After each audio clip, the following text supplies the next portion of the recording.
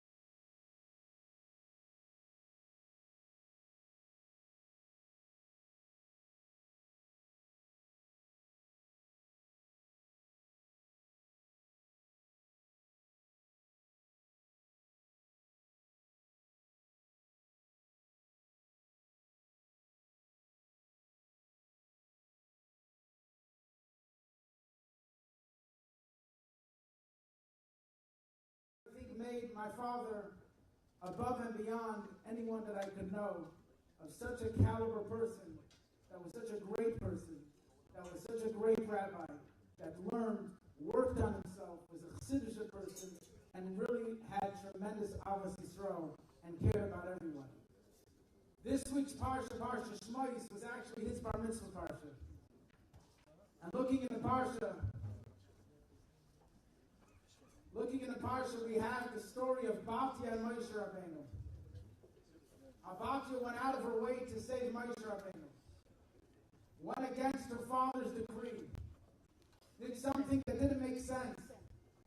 But she went and was a Jewish boy that needed to be saved, and she went and she saved him.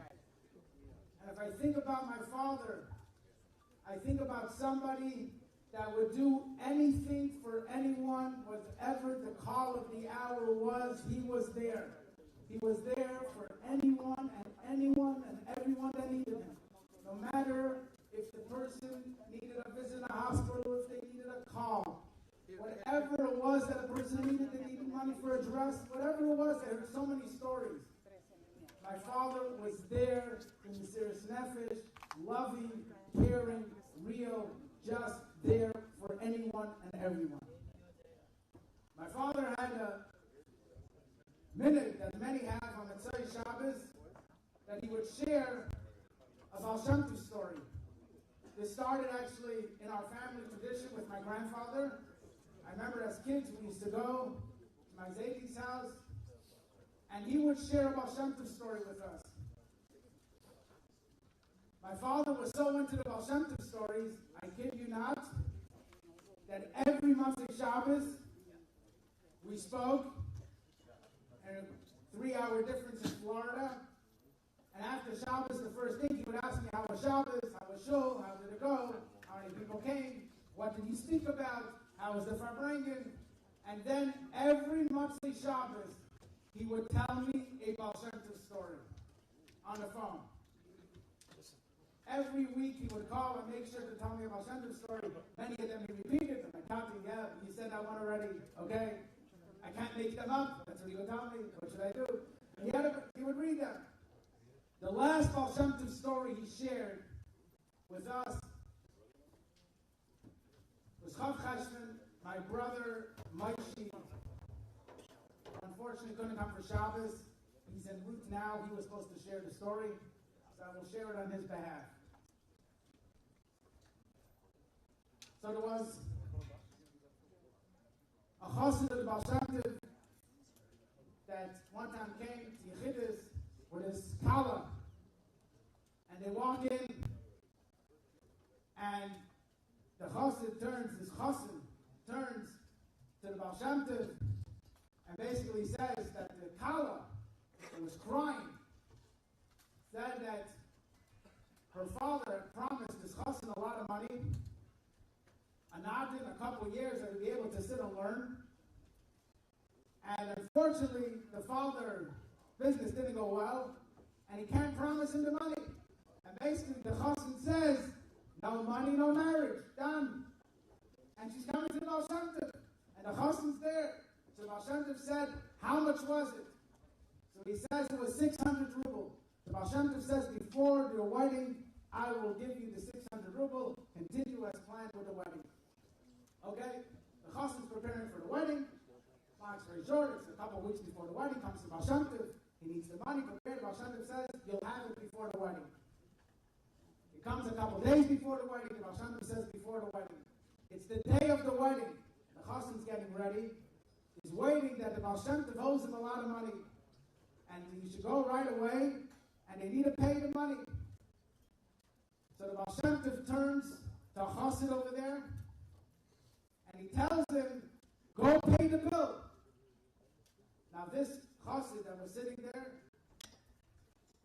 let's call him Rabbi Yisrael, is sitting over there, and he turns, he gets up, he doesn't have anything on him, doesn't have any money, but if Baal Shem Tov sends him to go pay the bill, he goes to pay the bill. So he goes out with this messenger of the parts. They take him by coach to this parts' house, comes in, big mansion, and they ask him, what do you hear? He says, I'm here to pay the bill. For Baal Shem Tov. Oh, sure. They bring him in, and they bring him into a nice room. And the Paritz walks in with his accountant, and he gives him a big amount of money that the Baal Shem Tov owes. And this chassid doesn't have a dime on him, doesn't have anything. And the chassid turns to the Paritz and he says, listen, just make sure how much the Baal Shem Tov really owes you.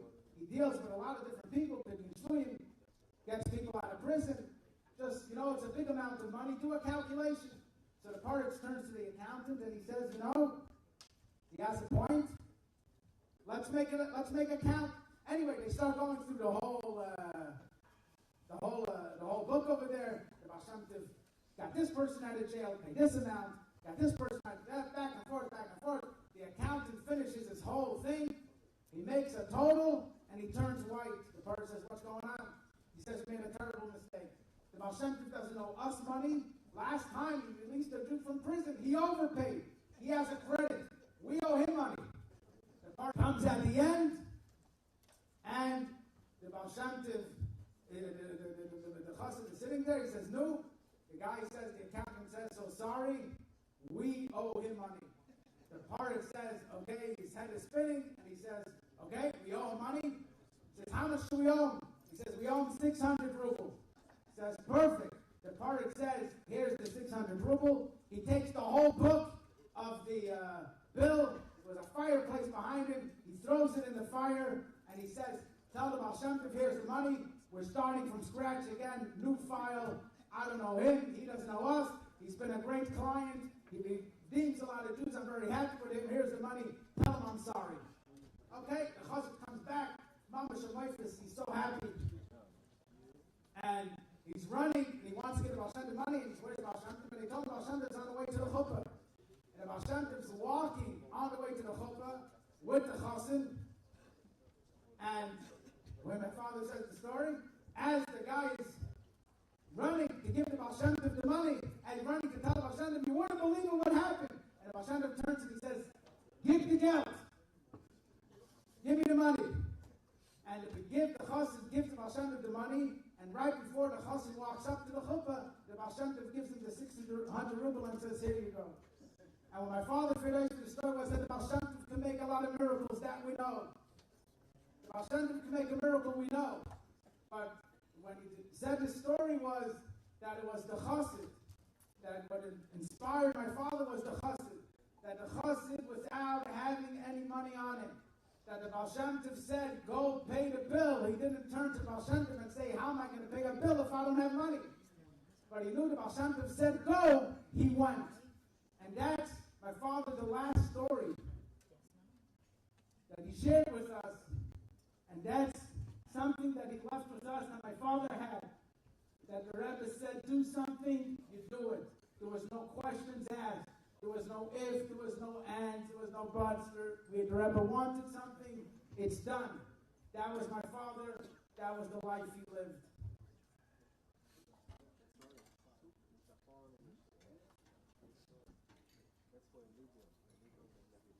I'd like to call up my uncle Rabbi Raichik, who flew in from Maryland, Shliach the Gates from Maryland, to make the Sima Mishnayos on behalf of everybody that learned Mishnayos.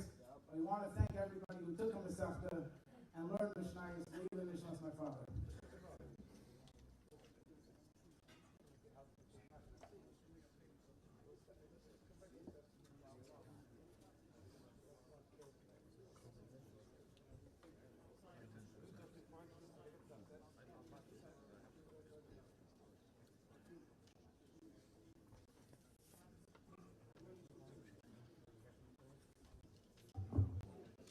Mission is from Selfless, very Gimel, Mission of the Days, Tommy Yeshua Levi, Shuman Hadisad, Asak of the Brokel, the handful of Kol, Tzadik, and Tzadik, Shloshim, Basara, Yomis, the lost love.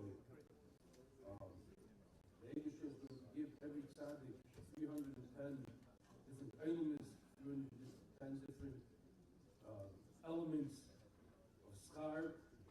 Shnema lahanukul eva yesh, it's the same mamalei, it's the pasuk of Mishlei, to give those who love me yesh, an element, where it's the same mamalei, and work all the tzaddikim shai eilumis.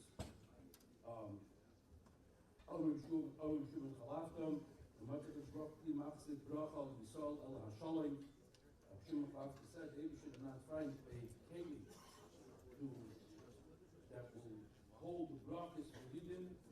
El Hashalom, the concept of Shalom. Shalom is the keli hold the brachas that the Eibishter is giving to Yidden. Shemar, Hashem Eizlam Yitay, Hashem Yerochsam Hashalom. Hashem, the Eibishter gives the Yidden ois, gives them power. How does he give them power? Is Hashem Yerochsam Hashalom, by blessing them with Shalom. Initially, on the Sakultzin, initially Sakultzin.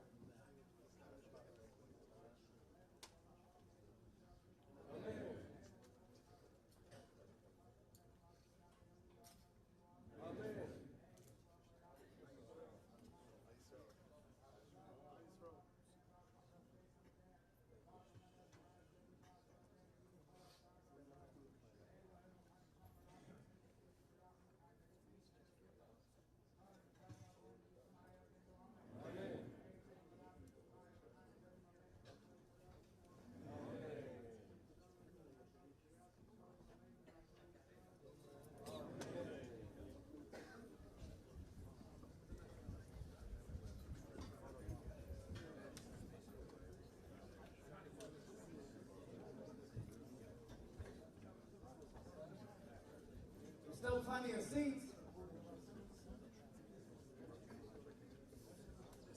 Everybody please wash, take a seat. We don't charge more for seating.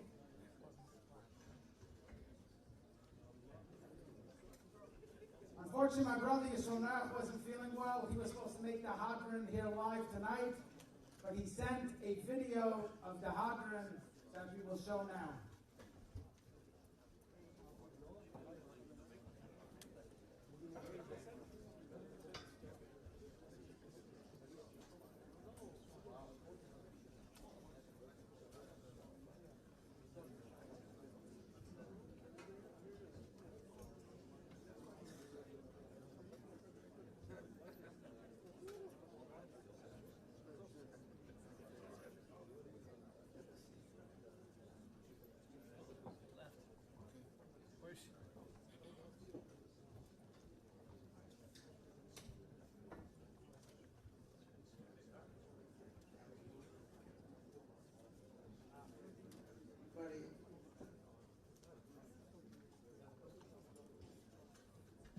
Everybody, last Mishnah, Jesus Siddur Mishnah, starts with that the Eibishter will be manchel, gives an inheritance to every tzaddik, 310 items. It says in the pasuk, "V'hanchel oya v'yesh." Where are the light switches? Yeah, that the tzaddikim will get as an inheritance. Yesh, yesh is yud shin. That's 310 items. So. The question is that here we're at the end of Mishnayos. Unfortunately, we say we're giving this saying what's the schar of those that are tzaddikim, that they not just learn, but they learn the whole Teresh can fulfill it.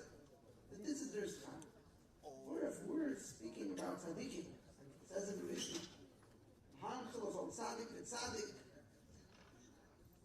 Why are we discussing the schar they're going to get? Schar. Tzaddik doesn't do it for schar.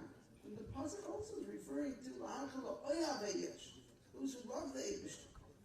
The Rambam says those who love the Eibishter serve the Eibishter because it's the truth, not for a schar, not for a purpose. Those who serve for schar are not considered those that serve from Ava. That's what the Rambam says in Hilchos Tshuva. So why would the Mishnah come to tell us what's the schar of those tzaddikim? It says, if we look a little bit into the Mishnah, you see that the expression the Mishnah uses is a little bit interesting.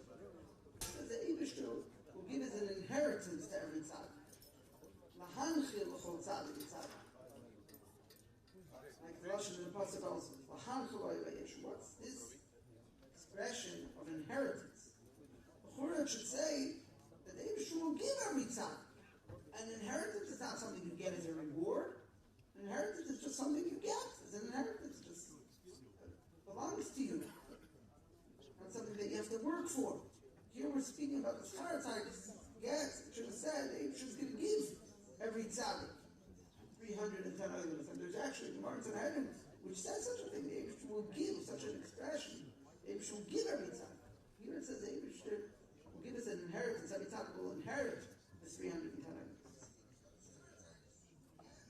What's an inheritance? The Rabbi Raichik explains it's not something that's coming from one person being given over to a second person. Inheritance is that one who inherits, for example, a parent is also a child who inherits a parent, he owns whatever the parent owns because he comes in place of the parent. The Yerush has been makim hamayrish. The one who's inheriting now takes place of the previous owner, of his relative as he's inherited. The same thing by tzaddikim here. We're not speaking about a schar that the tzaddikim will be getting. We're speaking when a yid does a mitzvah, learns Torah and does a mitzvah, he becomes one with the Eibush. Getting these oilimus and so on is not something, a reward the Eibush is giving him. He becomes one with the Eibush. Ubemela, he is getting that hana, that tainuk that the Eibush has from the mitzvah. That becomes his tainuk also. That is what he's getting. Not because he's getting, because he's coming one. The Rebbe says, if we look in the Pirush Mishnayos, La Rambam, on this Mishnah, so the Rambam says, what's Lahanchel Oyava Yesh? Yesh goes on the Yesh HaTzmidi, or the Metzias HaMuchla, the Metzias HaTzmidi. That means the true existence that always will be. What does that mean? That's the Eibush. That's Lahanchel Oyava Yesh. What's he can inherit? He's inheriting the Eibush. He's becoming one. Someone who does a mitzvah Melashon Tzavsa B'chibur, he's becoming one with the Eibush. And the time that he's going to get is going to be the time that the Eibush has in the mitzvah. That's what he's going to get. And the Rambam actually in Pirush Mishnayos does say over there, what is this Shai Olamus? So the Pashtus, Rambam first should explain, Shai Olam is it's 310. It's 310 times. If you have all the gishmak that we have time in the Olam Hazeh, the Basid will be the time of 310 times that. But the Rambam says, really, it's not the same. We can't even compare it. The Mishnah is using like a mashal, 310. Because this is time where this is not something that in our world we can even compare to this that will be lost love. Because this, again, is the time of the Eibush. That's the time that these tzaddikim will be getting. Now, the truth is, everybody who does a mitzvah or learns Torah becomes one with Hashem. But here we're saying that those lost will be able to feel that. Who will be able to? That's what the Mishnah says. Also, HaKadosh Baruch Hu, the tzaddikim, or the pasuk says, "Lahanchel oya yesh." We mentioned before, who's oya havai? The Rambam in Hilchos Tshuva says, Oyavai, someone who does it avo is oisor emes b'nei emes, not for any reason in the world. Someone who serves the Eibush for a purpose, either for schar, or the Ram says pichtei shikari Rebbe, and so on. He doesn't go in the category of serving the Eibush me'ava. Serving me'ava is doing because that's what Hashem wants. He's oisor emes b'nei emes. Somebody who serves like that, the Eibush, is only doing it for the Eibush. So what? He's going to have lots of love. What's going to be his Yerusha lots of love? Again, obviously he has schar, but we're not discussing the schar now. We're discussing he's going to be able to feel that connection that he has with the Eibush, that oneness with the Eibush, and he's going to have that time that the Eibush has. He's going to feel that time the Eibush has from the mitzvah. I think this lesson is something we saw by my father, Olav HaShalom, and something that we can learn from him. We hear from people a tremendous amount of how much my father touched them. Today alone I heard from 2 people how my father touched them.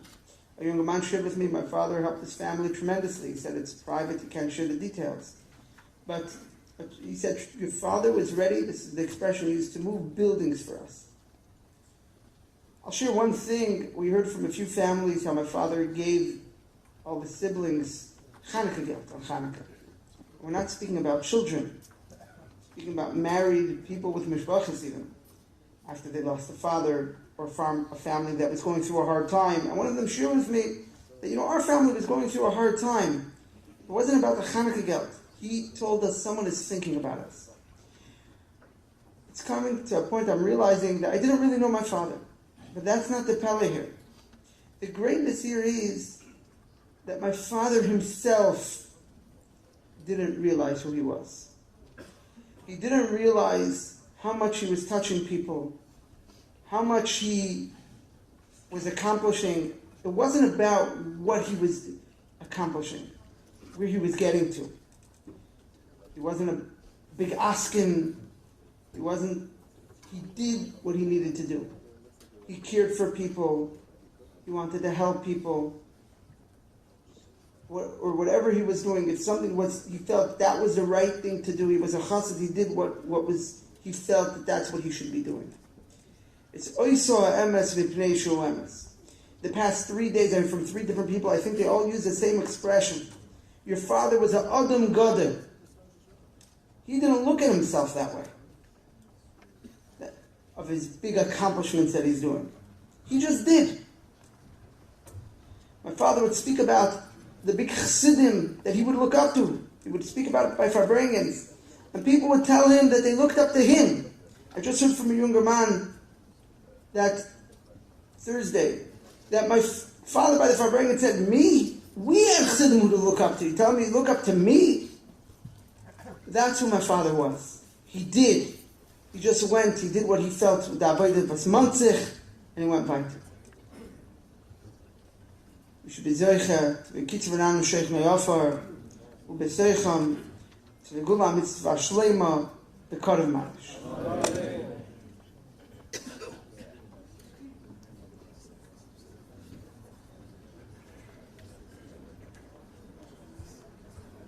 One Friday night, my cousin Mati Willem asked my grandfather why he sings the Beinoni every Friday night. Every Friday night he would sing the Beinoni, and he answered him that he once heard from the Friediger Rebbe, and he said, if you can't be a Beinoni, at least you should sing the Beinoni.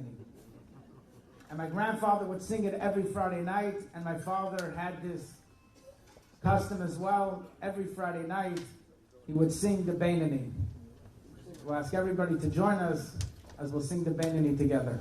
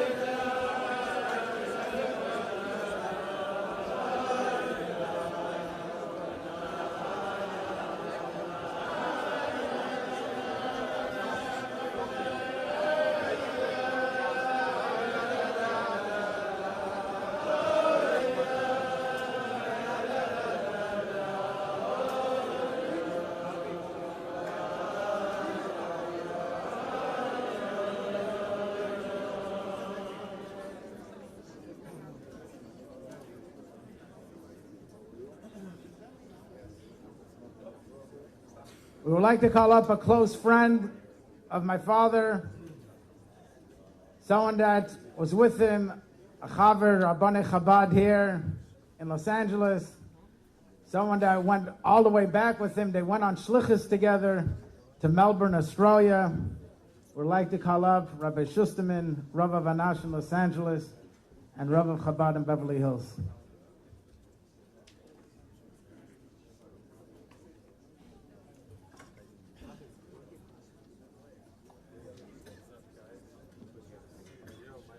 Good Tavach. Mitzvah Shabbos connects the previous Shabbos with the next Shabbos. At the end of this week's Parsha, Moshe Rabbeinu comes with the Taina to Hashem, Lama Re'esa Lama Zeh. Why have you made sorrows for the Yidden? The beginning of the next Parsha, Hashem complains to Moshe Rabbeinu, Chaval Da'avnu Le'mishtachin, I miss the others. Abraham, Yitzchak, and Yaakov never complained. When you, Moshe Rabbeinu, I do something, you don't get it, you're already complaining. So Chassidus explains what's the difference between Moshe Rabbeinu and the others. The others, Abraham, Yitzchak, and Yaakov, were Chesed, Gvura, Teferes, Midas, emotions. Moshe Rabbeinu is Chochma Vatzilis. Moshe Rabbeinu is the level of Seichel. Seichel needs to understand. Moshe Rabbeinu says, Lama Ariyesa Lama Zeh, in Seichel of Torah, I need to understand why. And it's interesting to note, Moshe Rabbeinu, Zichru Teiras Moshe Abdi, the whole Torah is Moshe Rabbeinu.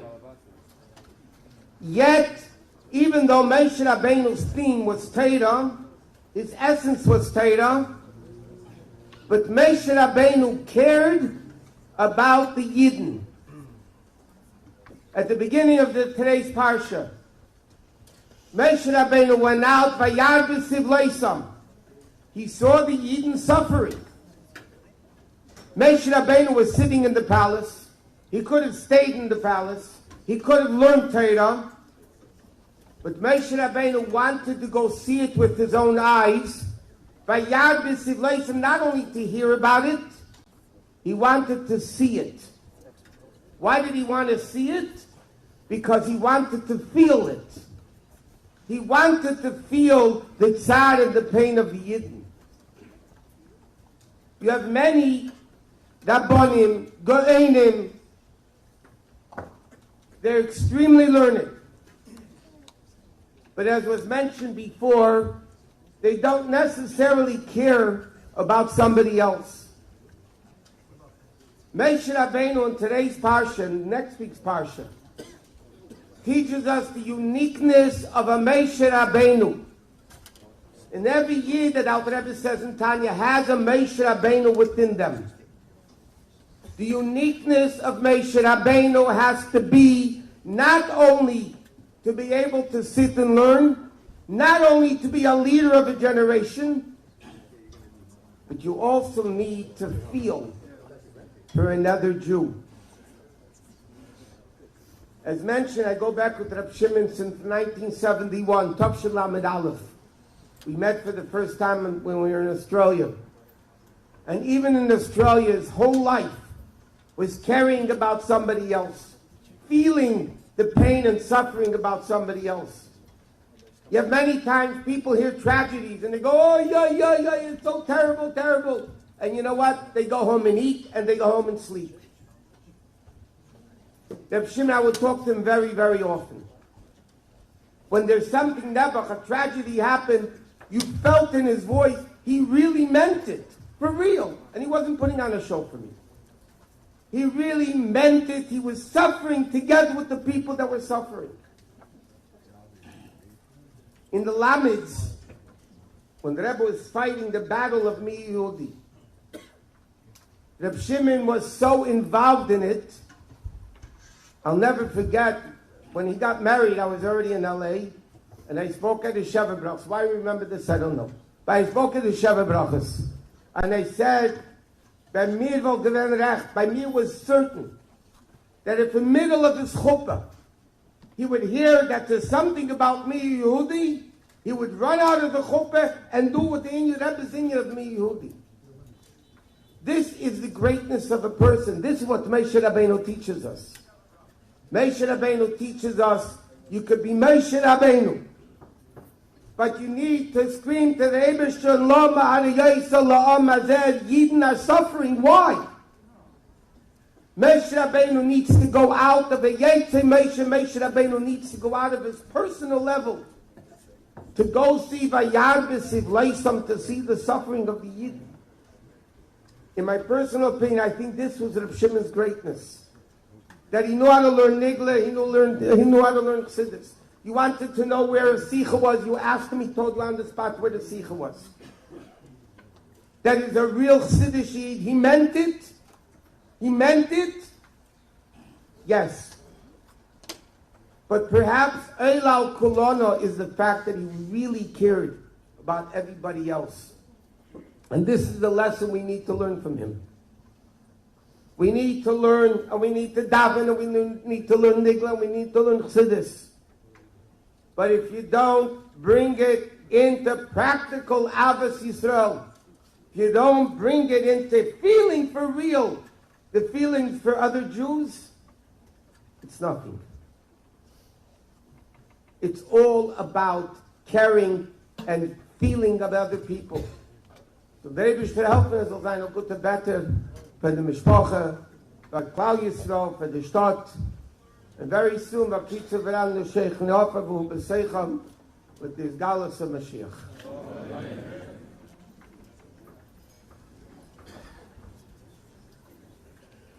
Yashakarach Rabbi Shusterman.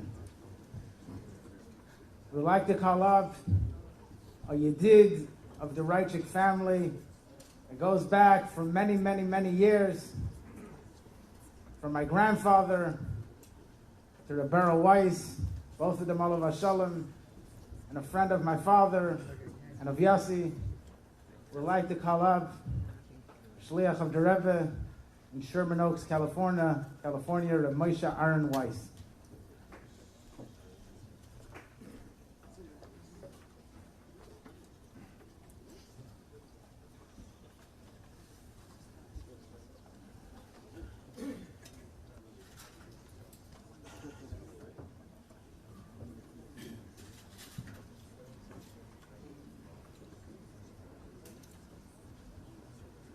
Thank you, Rabbi Yosef Yitzchak. On the way here tonight, I actually was thinking, I'm standing here not for myself, but as a representative of my family. If I'm not mistaken, my family has a relationship with the Raichik family for close to 73 years. Rabbi Raichik, Olav Shalom, David, came on the train with my uncle Moshe in 1949. They came on the same train. And they settled here, and almost from day one, my father had a relationship with Rabbi Raichik. Obviously, everybody knows that it is due to Rabbi Raichik, Olav Shalom, that our family was zeichet to have a kesher with the Rebbe, etc., etc. Many stories. I will share with you something as I begin, in the few short moments that I'm going to talk, something that I don't think I've ever shared with anybody before, and it just occurred to me on the way here. One of the last things that I heard from my father, Olav Shalom, and it's not something that I could detail, but one of the last verbal things that I heard from my father was regarding Rav Shimon. I asked my father something, asked my father what he wants, and he responded regarding Rav Shimon. Baruch Hashem, it was something that we were able to accomplish. The issue of giving the honest eulogy Great joke, by the way. Thank you. The issue of giving an honest eulogy is that everybody will end up saying the same thing. This week's Parsha, Shmos, we have a pasuk that everybody's familiar with. And if I'm not mistaken, the pasuk is very apropos to Harav Shimon. Pasuk says, "Vatiftecheyu v'hinei vayar v'tires hayeled v'hinei nar b'oifer." So the pasuk begins that in the teva that Bas Paroi put into the river, it begins with a yeled, a child, and it concludes with a young man in Nar. So Rashi answers, paraphrasing the Gemara, Chaylei Kanar. His voice, the crying voice that emanated from the teva, was that of a young man, even though the physical body was of a child. Ramban asks, everybody asks, Asisa Moshe Balmum, but we'll leave that for another shir. From what I understand, from my brother Marty, and from other people who grew up with the Rav Shimon, Koilei Kanar. When everybody was playing in the playground in Teres Emes, Shimi was learning a Gemara. Koilei Kanar. I think it's fair to say that from a certain perspective, he was never a child.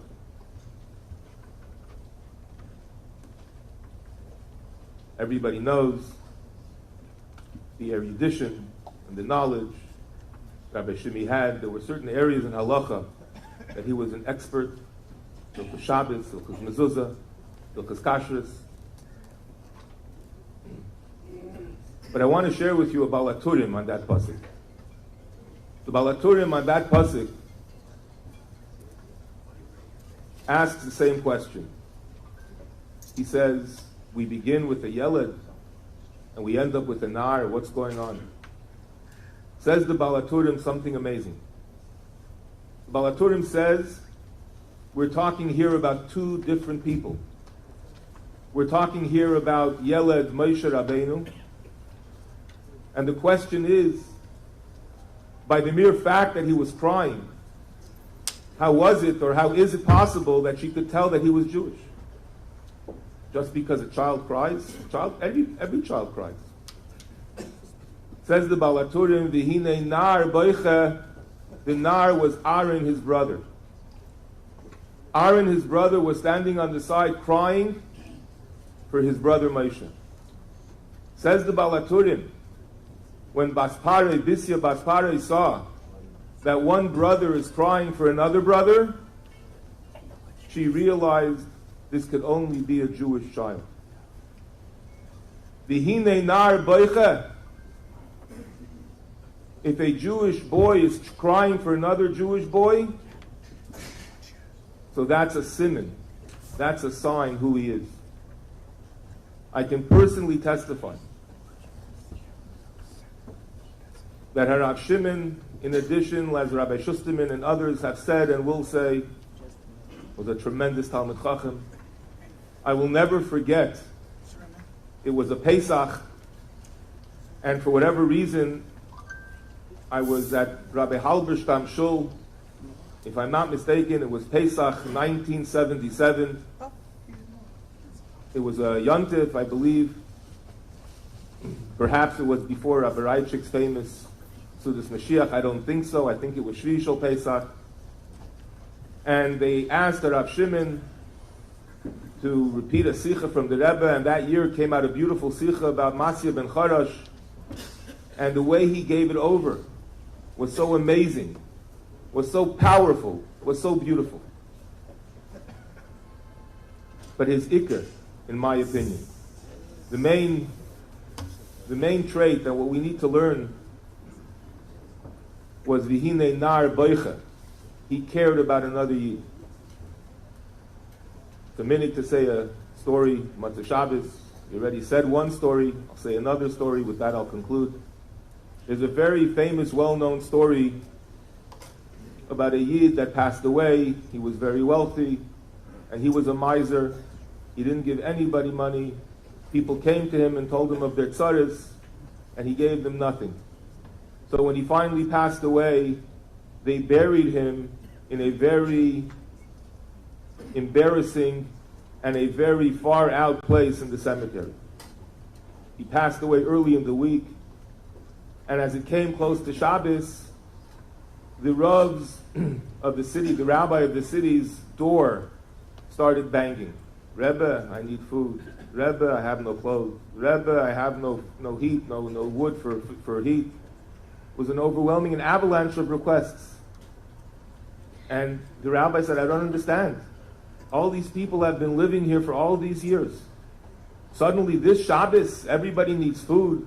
Everybody needs wood for heating. What's going on?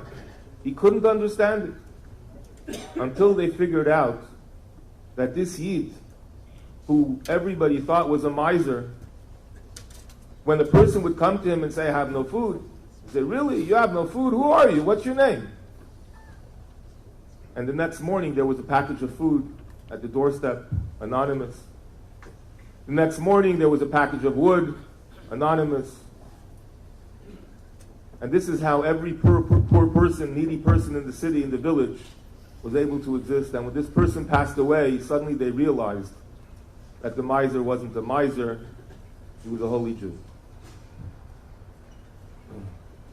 From what I know, and I live in the valley, and I don't know much, one of the last things that I spoke to Rav Shimon was concerning these issues.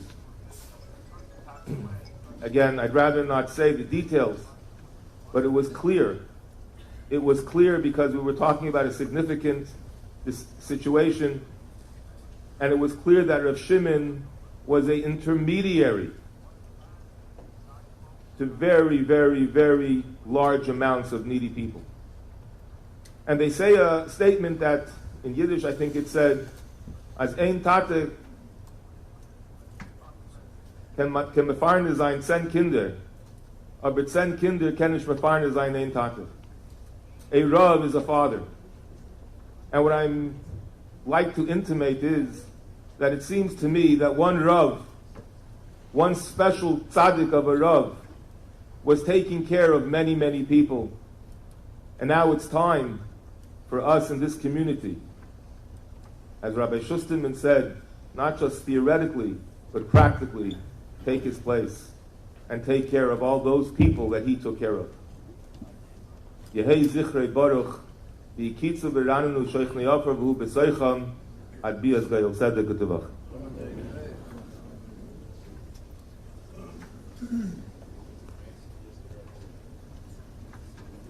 Yashikoyach Rabbi Sharon wanted to mention that on the tables there are these pamphlets of Boirer. My father was in the middle of putting out a sefer on Hilchos Shabbos, which Emertz Hashem will have before the yard site. Rabbi Sharon was helping with the book Yashikoyach, so everybody could take home, and Emertz Hashem for the yard site will have the book printed, and Yashikoyach to many that were helping out with the booklet. We have 2 videos to show tonight about my father from different people saying their accounts with him. We'll show the first one now, and the second one will be a little later.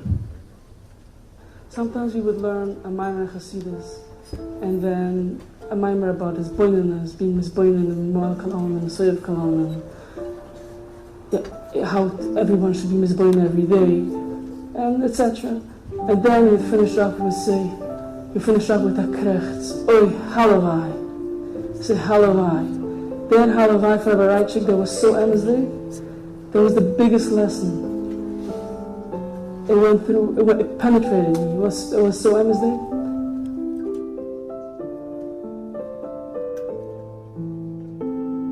I was zoiche to be involved with him on a very dear subject that was close to him. and that was the subject of kashrus and doing things and making it better in the city and improving the whole standard. He did this with Mesiras Nefesh, literally. He had a lot of opposition, even internally, the people that he dealt with. I can't go into details, but I've been around and I've seen a lot of people, including Rabbanim and all kinds of people, and I can only say, I don't know if I've ever met someone that was totally without an agenda. His only agenda was Kvod Shemayim, and doing what the Rebbeinu Shalom wants, and not only doing what the Rebbeinu Shalom wants for himself, how he can better, not Yiddishkeit in general, and kashrus that I dealt with him on specifically. I have such a spilus just from dealing with such a person, because you don't even find it in big Talmidei Chachamim, in great people. You don't find it to this extent. So when I came here, I moved there about 10 years ago, straight from Yeshiva, from Yerushalayim, surrounded by Gedolim, real Gedolim. And I came here to town, and I felt lost. Who can I look up to? Who can I be Makabel from? Who can I look up to? And it was difficult. And then Hashem sent me Rabbi Raichik. Rabbi Raichik, beside his Geonis and Halacha and Chassidus, so many times while we were learning, I was able to listen to questions that you got. People called in on the phone asking questions, and they got an answer on the spot right away, a clear answer, clearly what to do. And sometimes he explained me why he passed this way or the other way. Sometimes we discussed the halacha about it. Besides his goinus and halacha, besides his goinus and chassidus, to me, he was an emsdig person. He was a person truthful through and through. Emsdig, adarich and adarich. And this is what sold me to him. I looked up so much to him. He wouldn't say things, shine dvar teure, shine Sachen, shine Gedanken, shine word. What he said, he meant it. And he held there, and he wanted it. He said what he meant and what he wanted. Learning with Rabbi Raichik was such a unique experience, because he was a master in Hasidus Chabad, but he was also a master at being able to give it over and to learn it in a simple manner with somebody who's just first starting to learn Hasidus Chabad. And as big as he was, he knew how to make himself small. And through this, I, Baruch Hashem, was able to start learning other things, start learning, Baruch Hashem, Chitas. My father, was a little bit older than Rabbi Raichik, but he had this feeling and this experience with Rabbi Raichik, which reminded him of the alte verzeitige Chassidische Rabbanim that he grew up with in his youth. And that's how he related to Rabbi Raichik as the real deal. I distinctly remember that first Shabbos that we walked to shul after the end of the lockdowns. And when it was time for him to speak in shul, you could see him, he was a little bit agitated. And he said, "Why are we happy? Why are we celebrating? The end of the lockdown? But we're still in Galus. We have to daven for the end of Galus. We have to daven for Mashiach." He never lost track of what the goal is. And anything that he did, I was zoichet to hear so much from him and to understand certain things and learning. And this, the way his total being was a chiddush. It was something new, something that we don't see, at least I haven't seen, and I've been around quite a bit, and I've seen a lot. It's something that you don't see people not care about anything else but the Rebbeinu Shalom. A normal person, a person that's funny, a person that you could talk to about any subject, a human being, to be of that level is something extraordinary and something that the Rebbeinu Shalom gives us the schus not every day to have in our midst. His loss is not just a loss for the people that daven in Levi Yitzchak or Chabad in general. The loss of his not being here is not just for every frum person in town. It's for Yiddishkeit, literally, for Yiddishkeit in general in Los Angeles. It's a tremendous, tremendous loss.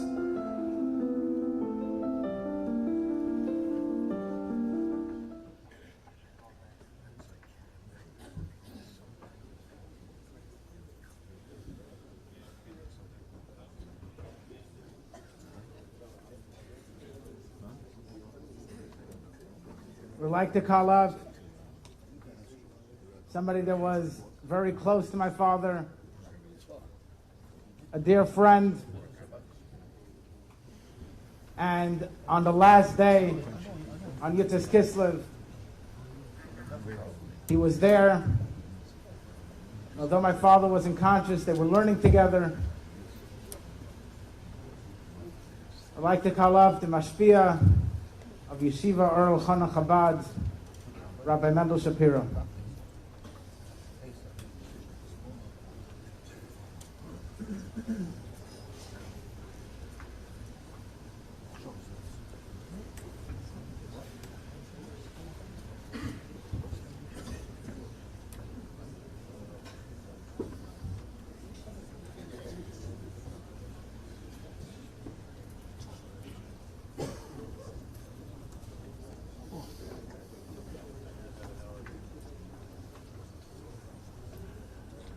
Gute Woche, Rebbetzin.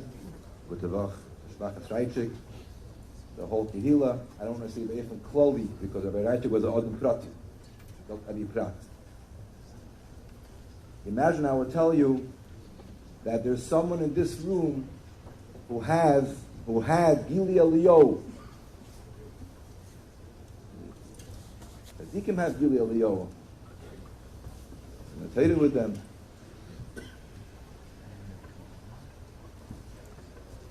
The Alter Rebbe writes in a Maimer that there's something bigger than Gili Eliyahu. What's bigger than Gili Eliyahu? Gili HaNeshama. Eliyahu is a Malach.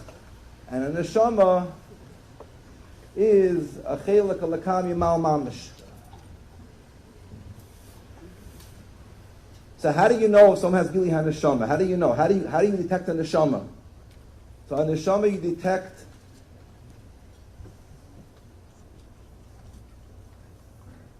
like it says in the Zohar, the Neshama has Avas Hashem, Avas HaTorah, and Avas Yisrael. The Neshama loves the Eibishter, loves the Torah, and loves every single Yid.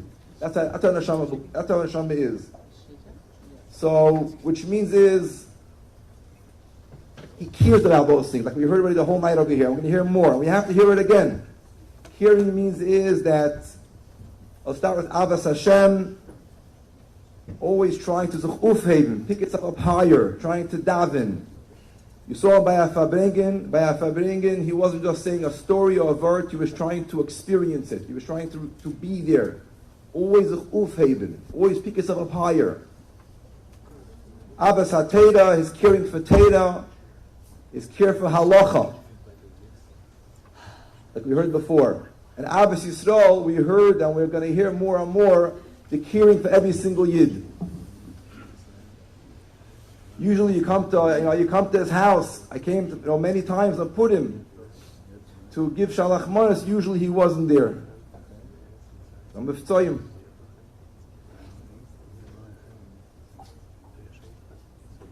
And also he's a big mensch. Pasha Menschlichkeit. Pasha Midas Tevis. Pasha, good morning, good night, how are you?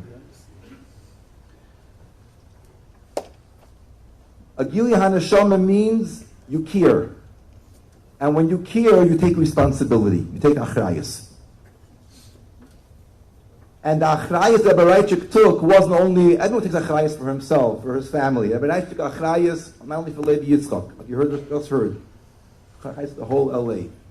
There was a few things that I was personally involved. He called me, it was not too long ago, but a person is in the hospital. The boss took me, his wife.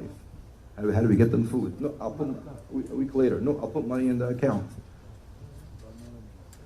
Later, the person has to be transferred. Okay, we'll call the doctor here, call there. Somebody who wasn't this Kehillah. I don't think we're ever going to know how much Rabbi Raichik was involved in the whole Kehillah of LA. We won't know. But much more than we think. A bunch of years ago, I remember, he made a meeting, he called, waited for the younger light. Bas Tutman. I'm sure most of them don't even know about it. Achrayus, much bigger achrayus. And I think it started from his father, Reb Shmuel David, which also housed the achrayus for the city. I think the meeting of Beis Yaakov started in the Rabbi Raichik's house, Reb Shmuel David Raichik. Teres Emes, I'm sorry. Teres Emes, thank you.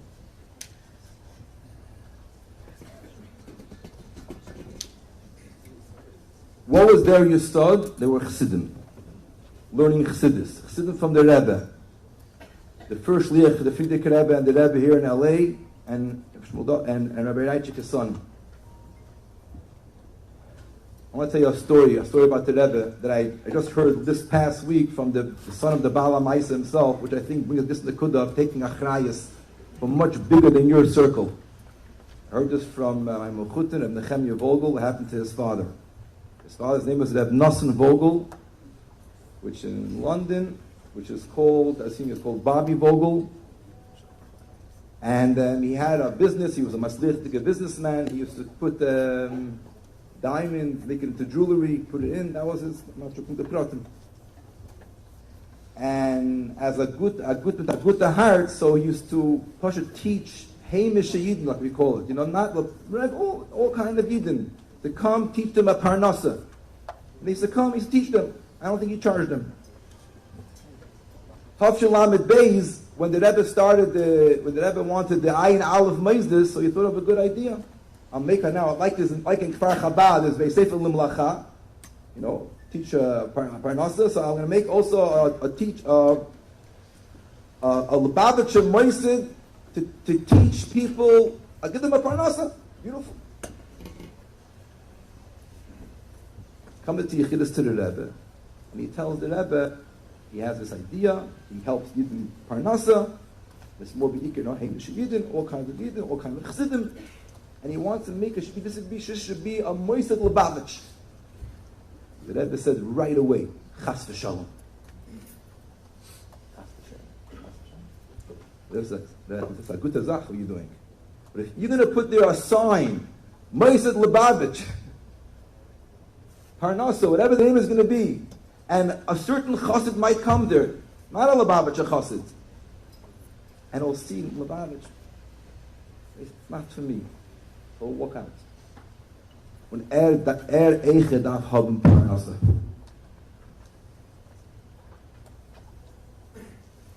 The story talks for itself. No need any more hasbara. And these are the Rebbe's chassidim. Their circle was much bigger. Their achrayus was much bigger. Or maybe, they went out of their circle, that was their circle.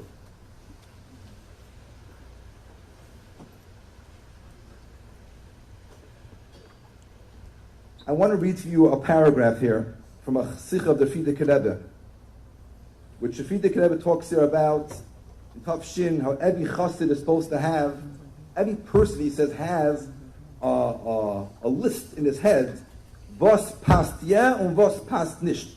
What's appropriate, what's not appropriate, what's befitted. I don't know how you translate exactly past. What's the past? And every person has what's past. Past doesn't mean what you hear and what you feel and what you like. It's your status. And if you have this status in yourself, so you act that way. So I'm going to try to read it for you. Para chassid past, the kitzer, he should learn every day chassidus. I've heard chassidus. Para chassid past, as a ligin, he should be involved, invested in to do someone else a favor for someone else. But our chassid past, he should be besimcha, and also b'teiva of the good heart of someone else. But our chassid past, it's appropriate as olzen gut. He should see very well his own chisreinis and the other one's milas. But our chassid past, he should consider the smallest and pashut yid better than him. But our chassid past, he should learn from every single person a midah and anhada taiva. For our chassid past, he should have ava and achva and shalom bereis. And he goes the opposite afterwards. The chassid past nish. When I read this sikha, I think we all think of the same person who this talks about. Rabbi Raichik. I don't want to make long speeches, but I think we're Hasidim, we don't make Haspedim. So what are we doing here? We're doing number one, V'achayit Liboy. Achayit Liboy means is, the Eibishter is telling us a message, what we have to learn. We're trying to say thank you to Rabbi Raichik, what he did for us. And we're trying to develop whatever he started, bigger and stronger. That's what he wanted. And that's part of saying thank you. So I want to speak a little bit personal about myself, my shayachas to Rabbi Raichik, and not so much I want to speak about myself, hopefully not more, that I think this is something which really, really what Rabbi Raichik wants. I heard from him, he used to say many times, a chassid, everyone has to have an anchor. He used to say, remember, an anchor. You know, like what holds you, what directs you, what reminds you where you're going. I heard from him many times that his father, Rav Shmuel David, had in his pocket, I think a letter, the Friedrich Rebbe, a letter of the Rebbe. And he always used to open it up. Whenever he needed a yis'erus, an anchor, direction. I heard from different people when he was I think hear from Rabbi Shusterman, when he was in Australia, every once in a while, Rabbi Raichik used to go to a corner, open up a sikha, had his sikhas. That was his anchor.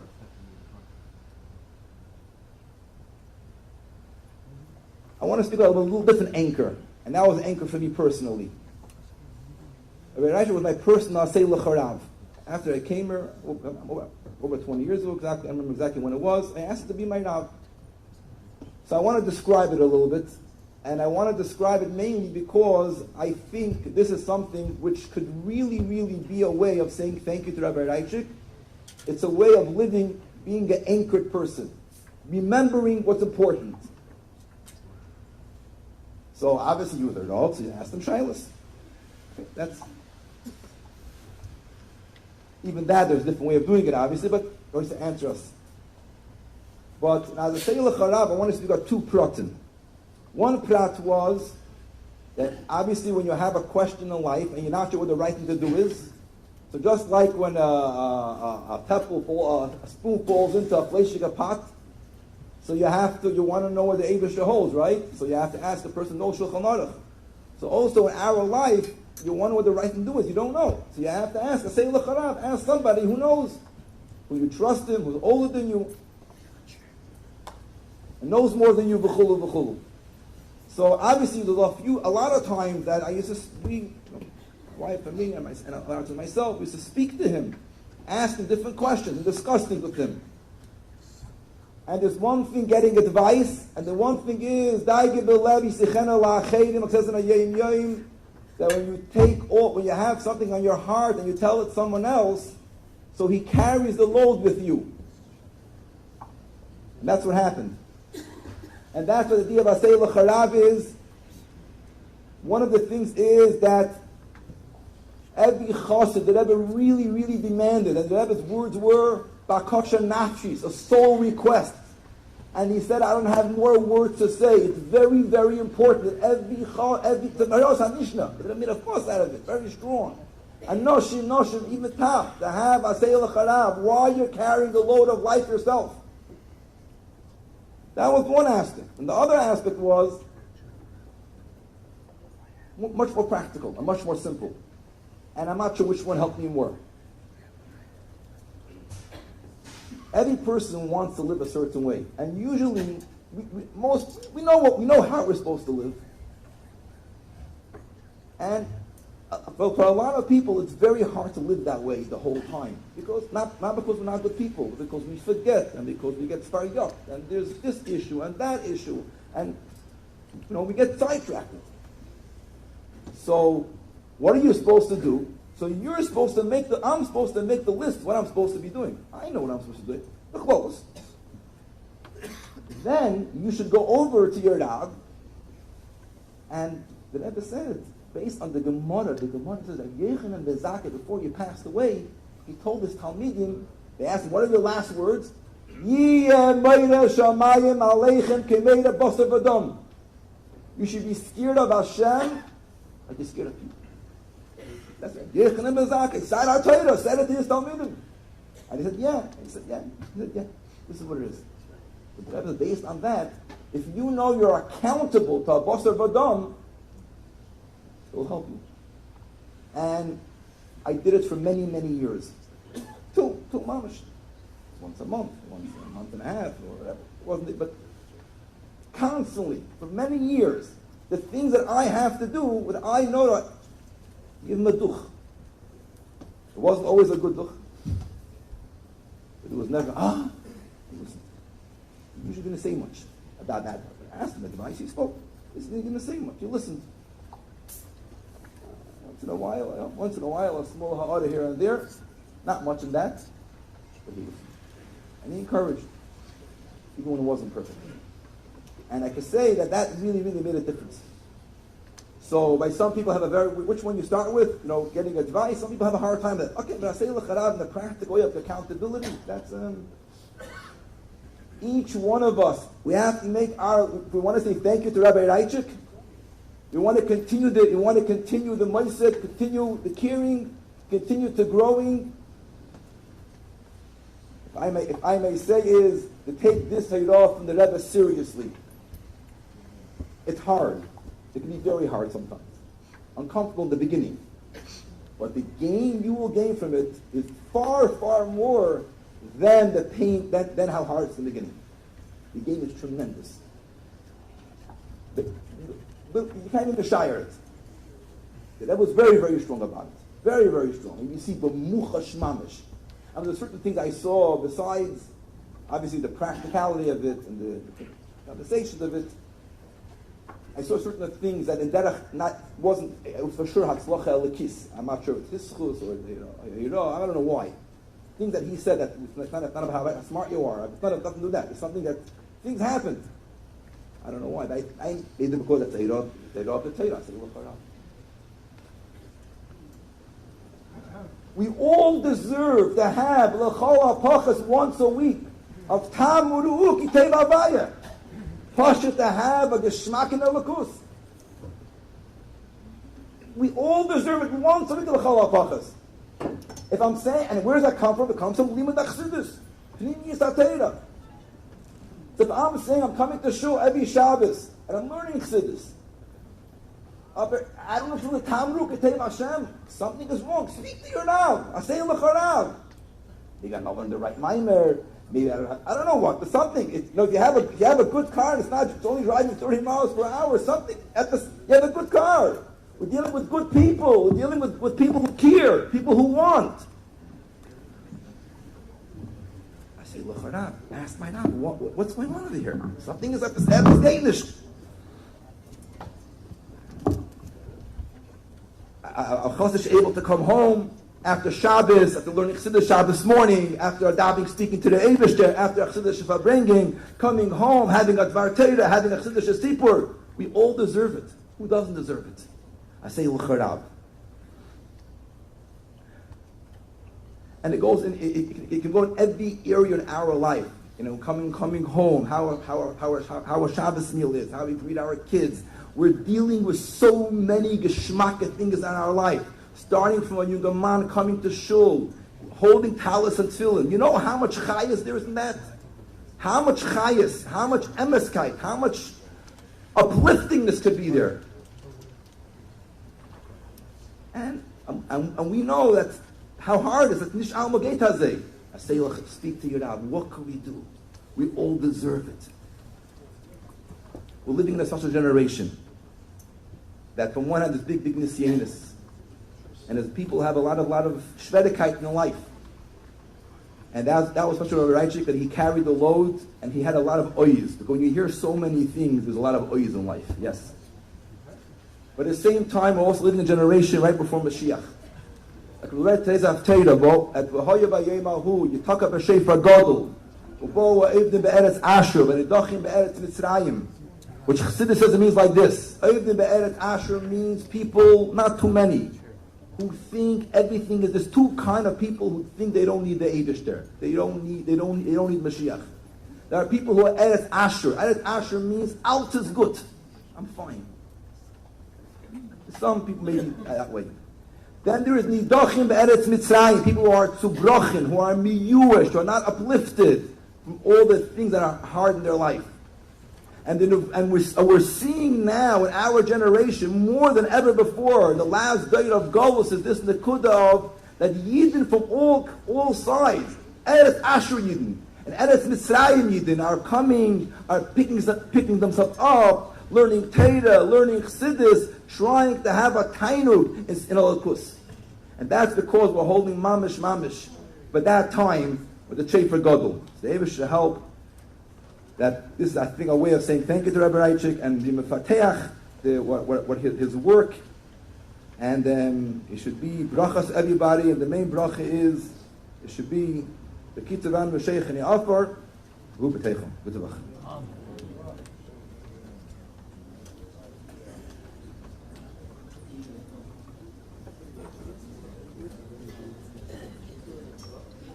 Yashikar Rabbi Shapiro would like to call up a Yedid of our family,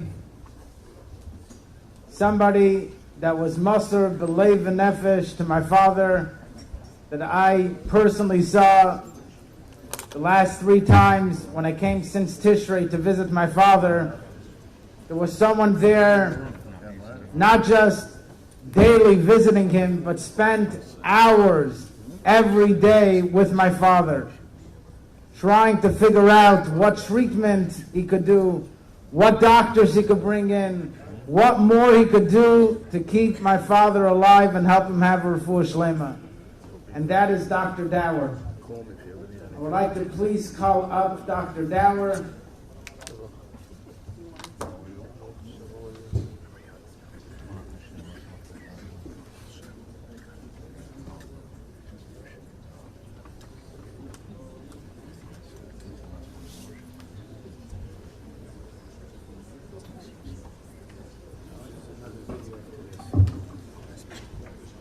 And Dr.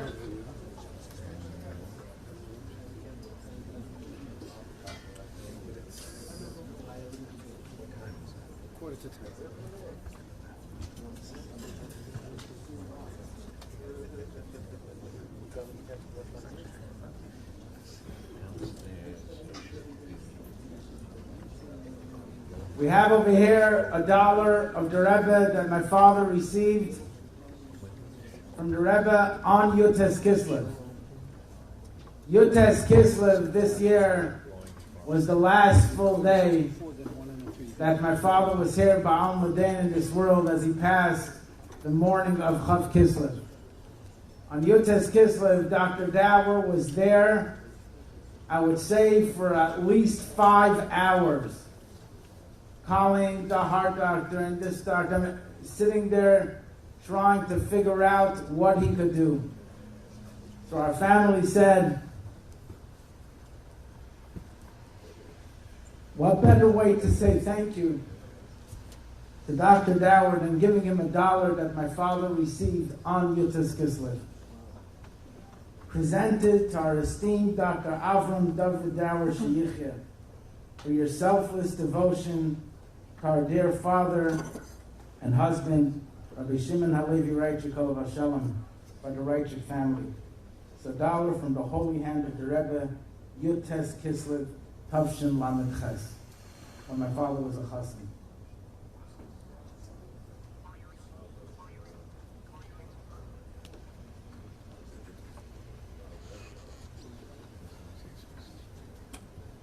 I'm very humbled by this gift.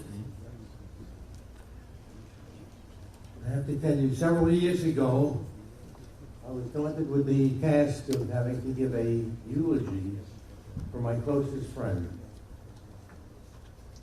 And never did I think that it would be asked to a program years later to another close friend. Not only a close friend, but probably my best friend. Rabbi Raichik transcends everything holiness to me. I was very close to his father, Reb Shmuel David, and when I got to know Rabbi Shimon, began to realize early on that he was very much like his father. And we always had a joke between us. We used to say, the Eibush will Zeche helfen. We said that multiple times. And even in my shul, when somebody's having an issue with something, he'll say to me, the Eibush will Zeche helfen. So there are so many similarities between Reb Shmuel David and Rabbi Shimon. I want to talk about some things that many of you don't know. Some do. Family does. As you know, Rabbi Shimon was sick for at least 7 weeks, and he struggled to stay alive. But during his journey, he came in contact with many physicians, and one of the physicians he came in contact was an electrophysiologist. His name was Dr. Gang, Dr. Eli Gang. And the first time Rabbi Shimon went to visit him, Rabbi Shimon said to him, did you put film on today? And Gang looked at him, didn't know what to say.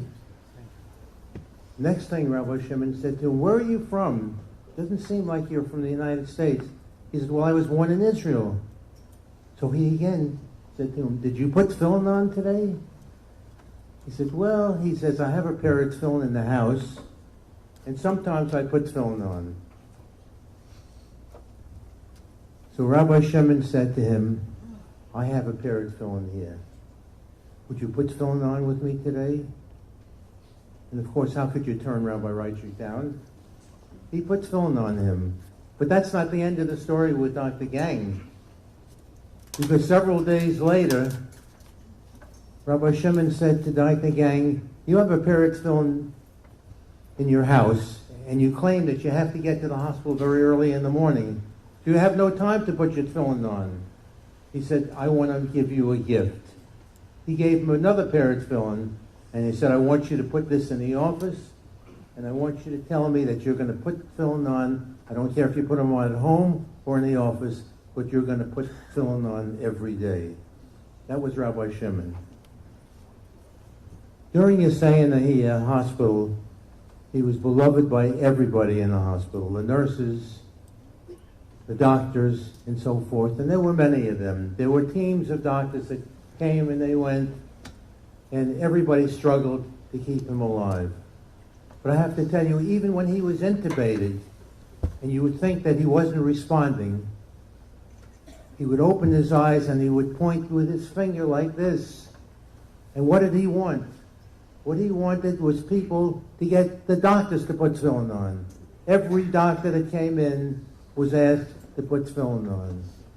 And there was one doctor that resisted day after day. He came, I'm not putting film on. And one day he walked in, and Rabbi Raichik did this, and he said, I can't turn him down today. And he put film on that day. It was an amazing, I wish we had a video of what happened that day. I would be remiss to not mention Rebbetzin Chana Libra. She was absolutely incredible. I've never seen a woman that had more dedication and compassion as she did. The nurses, the doctors, and everybody around said, this is one incredible woman. A woman that is so dedicated and has so much feeling for her husband and her family, and how she held it together. Every day I came in, and I was holding my breath. I said, I don't know if she can keep it together today. I don't know if she can keep it together. It was me that couldn't keep it together, but she kept it together, and she kept me together. So I want to tell you that this is a side of a woman that I never knew, I never realized, and I'm sure a lot of you never knew how much of a giant she is in womanhood. She's truly an Ashes Chayil. Jonathan Sachs talks about humility. He talks about false humility. He talks about people who, are really consider themselves to be moral heroes. Rabbi Raichik was a moral hero, but he would not consider himself a hero. He was so humble that he was a true hero. His friendship, his compassion, his ability to listen, his generation of time, his selflessness was beyond imagination. I have to tell you one quick story, and then I'll finish because I know the night is long, and there's probably more speakers after this. But several years ago, shortly after his father passed away, I was in the hospital at 2 o'clock in the morning, and a patient called me over. He wasn't even my patient. He says, Rabbi Yid, it's 2 o'clock in the morning. This guy's standing in the hall. I said, what does he want from me? He says, I don't feel good. I'm very sick. I don't think I'm going to make it till the morning. And here he is in the hallway. I said, I couldn't fathom the fact that he's not going to make it in the morning. He looked better than I looked at 2 o'clock in the morning. So he says, I need to see a rabbi. I said, who is your rabbi? I'll call him. He said, I don't have a rabbi. So I went through my list of Rebbeim, A, B, C, D, E, Everybody said, 2 o'clock in the morning for a guy who's standing in the hall that looks like he's going to survive the morning? You think I'm going to come at 2 o'clock in the morning? So I get to the R's. Who was the R? Rabbi Raichik. I said, Rabbi Raichik, I have this guy in the hall. He's not my patient. I don't know anything about him.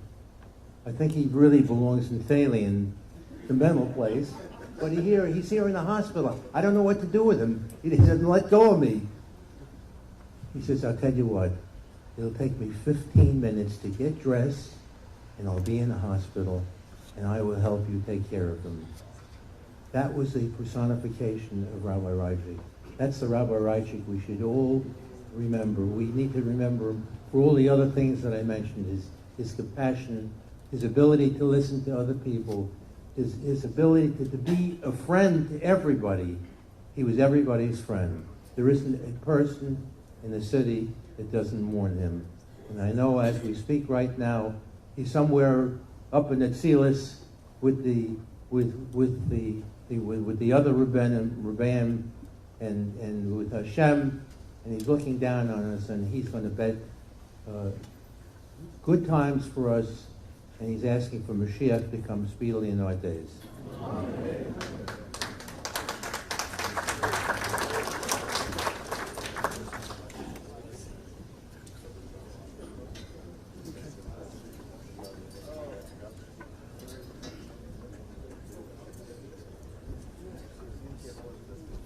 Thank you so much, Doctor. We'd like to call up another Chaver, Rabboni Chabad in Los Angeles, the Rosh Hashiva, the Goyim, Rosh Hashiva of Yeshiva Earl Chana Chabad, a Goyim, Rav Ezra Ben Yamin Shochat. After Rabbi Shochat, we will be showing the second video.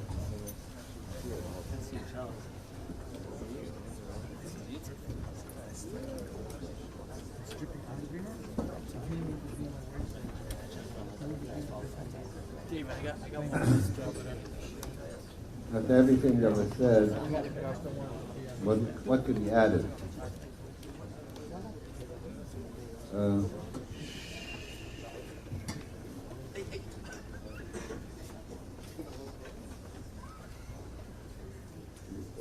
Last week we read Parshat Yechi, and Rashi says over there, Lama Parshat Stuma, why is this Parshat closed up?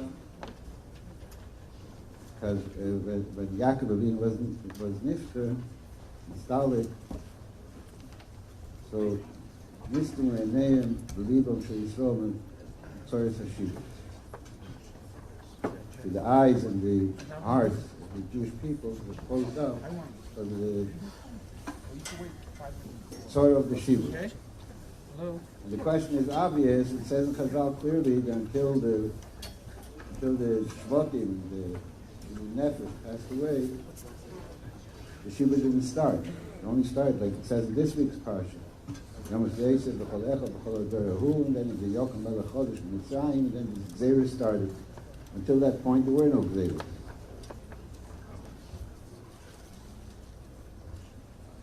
And also in this week's Parsha, it says Yamas Yeshiv, the Echav, the Kol HaDerahu, so then Gzeirah started. What's the point of why did the Pasuk say Yamas Yeshiv? You already know from last week's Parsha that Yeshiv passed away. Because there's two concepts. There's the physical concept and there's the spiritual concept. The Golos Mitzrayim was not only a physical goal, but it was a spiritual goal, as abundant in the Chazal. And by Yidin Be'etzem, everything starts from when there's a Yerida in spirituality, in Ruchnias. That gives the nations of the world an ability to overpower us and to make Gzeirus and Gashmi. As long as Yaakov Avinu was alive, and they saw Yaakov Avinu, and Yaakov, so all the Ruchnias that Yaakov Avinu was Mashpia, gave over, the very essence of Yaakov Avinu being alive, being amongst them, that elevated them, that raised them. But when Yaakov Avinu passed away, was nostalgic, that they didn't see him physically, although Yaakov Avinu was mace, and as Chazal say, but physically, the physical eyes didn't see, the physical heart ears didn't hear, and therefore the physical heart also didn't feel so much way when Yaakov Avinu was amongst them, physically. So Nisnim and with Tzoros Hashiva, they even did not realize that we're separated. We're something different. We're not supposed to have any shaykhs. The Tzoros Hashiva, the Tzoros HaGolos starts that we don't feel the total separation from Mitzrayim. As long as Yosef ve'echa v'chol hadorah, who is here, so we still have a live dugman, somebody that lived with Yaakov, somebody that felt with Yaakov, somebody that lived according to all the heroes of Yaakov. So although we didn't have the hashpah of Yaakov physically, therefore there was already a certain yerida in Golos, in the darkness of Golos, because it had to be an effort from our side. It didn't just come automatically when Yaakov Avinu is here physically. There are physical eyes see him, physical heart feels him. So you have to try to work to be able to feel it, to be able to connect with the Yaakov Avinu. So as long as you had a Yosef, v'cholecha, v'chol hadorah, that knew Yaakov and lived according to Yaakov, exactly the way Yaakov wanted, so still the Yerida was not so great, and therefore the Shivut was not so great. The minute that day passed away, now really started. And the question is, everybody knows Yosef, and everybody knew that Yosef. We're talking about the next generation. Everybody knew Yosef. Some might even have remembered Yaakov. Yaakov lived in Mitzrayim, Shvayis Shona. But in the world of difference, that when Yaakov is a live thing for you, Yosef and Chol Echov is a live thing for you, something that you live with, something that you relate to, something that you realize is part of you, then when it's just a memory. An example, not my marshal was brought down. Everybody knows, says Ashrei 3 times a day. And there's probably not a Yid that's over Bar Mitzvah that doesn't know Ashrei B'Har. Go over to these Yid and ask them which word does it say before Pesach Hasidah. You have to start thinking.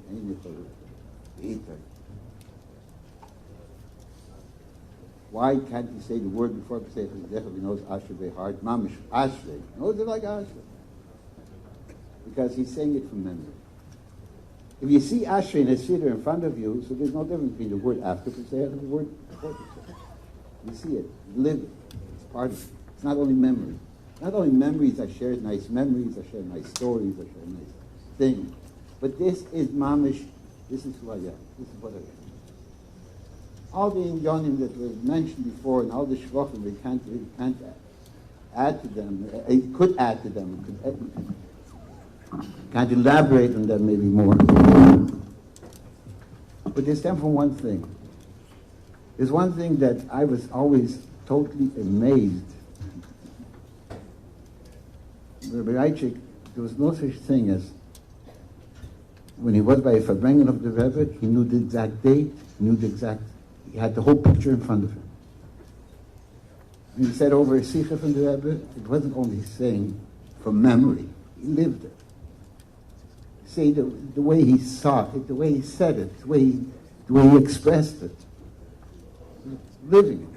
And the same thing with everything that was negeya to Yiddishkeit, the way Yid is, it was chiyusa. It wasn't just memories. But we're not supposed to say it's Breden. And the only reason why we mention these things is because we're chayit in the libra.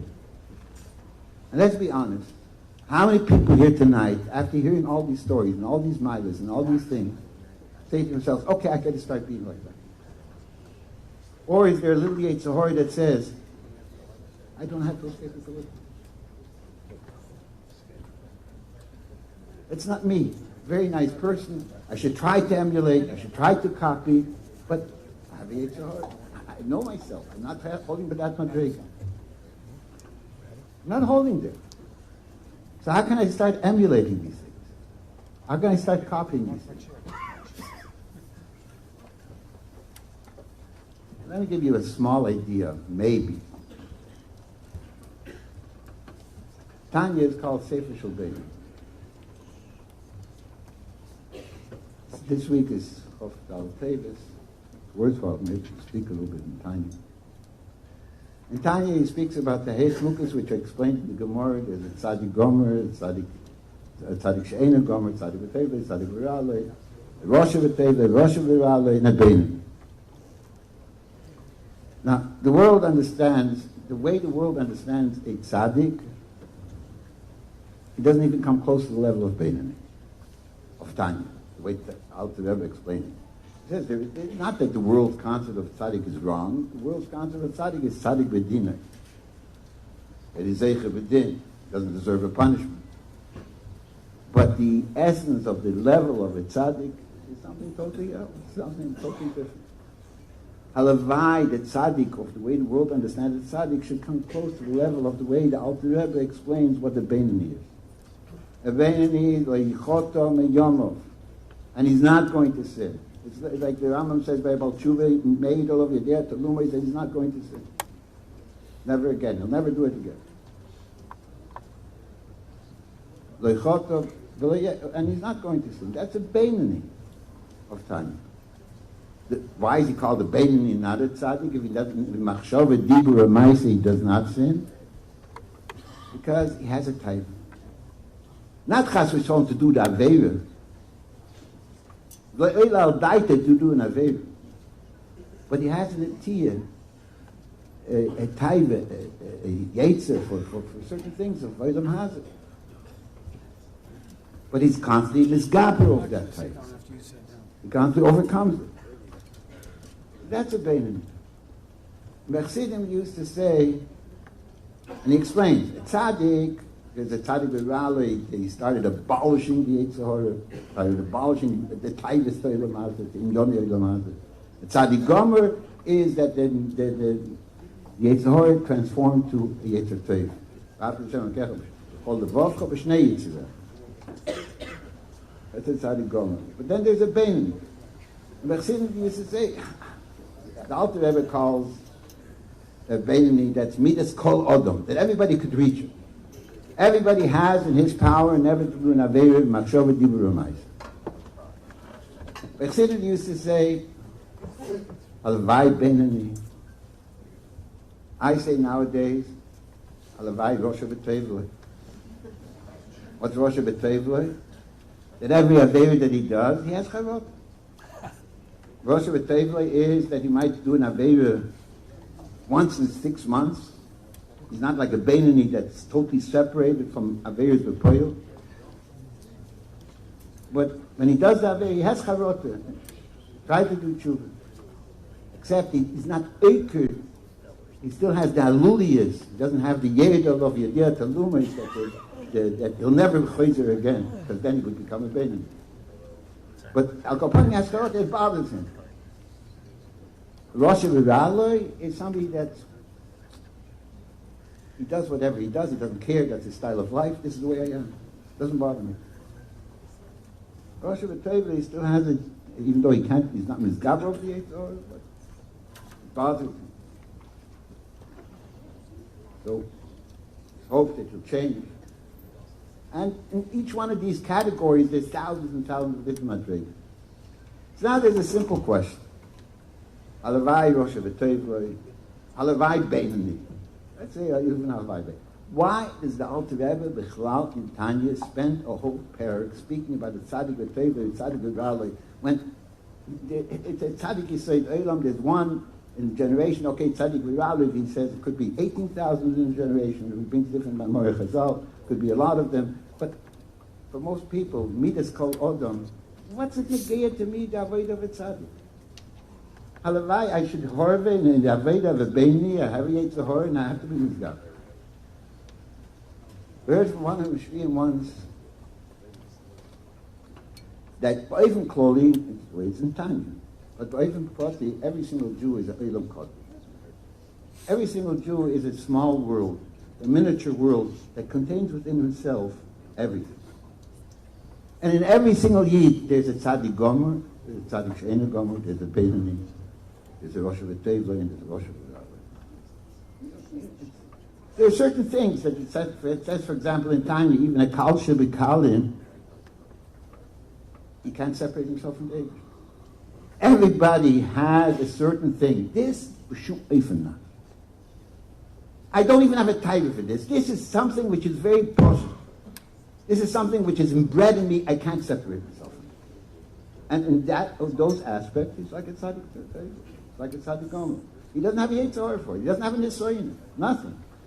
There's certain things that he's like a tzaddik v'ra'ah, that there might be a machshava right away, crash away. There's certain things that I'm like a Beinani, I have a title, but I don't allow myself, and I don't even want to.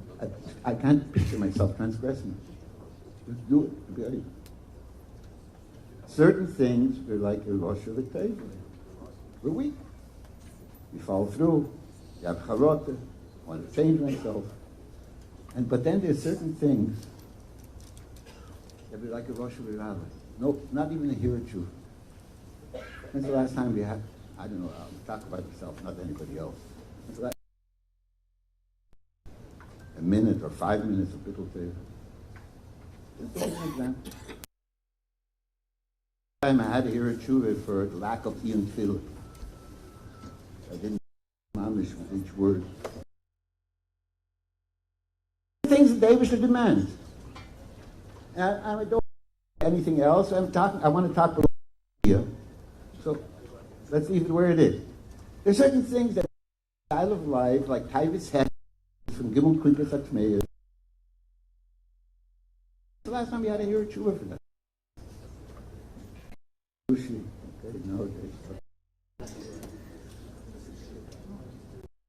So you have to work on yourself. We have also in this house, we also have a tzaddik v'tevla. We have certain things but we are within ourselves a Beinoni. In certain things we are like a Beinoni. Our avodah is take these things and be mechazik them, strengthen them, spread them. The yechu mechai lechoil.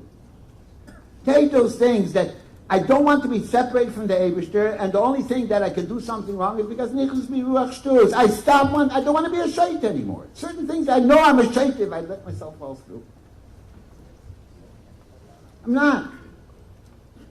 When we hear such things that a yid can live a life, and life is thinking of another yid, life is only doing what is right. And I don't know how to measure madrigas. I don't know how to say which level somebody is on. But when we hear all these things, and we know it has to be it's not something which is mufla mincha. It's not something which is korev elecha adobin. So when the Yitzhar comes along and says, it's not me, ask the Yitzhar, how about all of the gimel that I'm doing? And those things that I pursue that I don't want to separate myself from the Eibishter. How about those things that I'm doing already? Why not spread them a little bit more? Here, when we have somebody amongst us that showed us a live example, this can be done and this should be done. So to make a little bit of a cheshbon nefesh, when's the last time that we're thinking about doing similar things? And we can't do it because we saw this example. Something that we can compare to ourselves. We want to, everybody speaks, we want to Mashiach, we want to get out of this golas. To get out of the golas, this pocket fakadati. That's the stimulus. What we read for the hundreds and thousands of sikhs in the Rebbe, by Yid Gashmias works together with the Ruchnias is Mashpi and the Gashmias, etc. When's the last time? Yeah, I want Mashiach now. What did I do about it? When did I daven a little bit more? When did I learn a little bit more? When was I zori a little bit more? A little bit more, obviously, so a little bit more chesed. Because I want Mashiach. That's how we do it. And we saw a live example of how a person tries to do it. Very excited.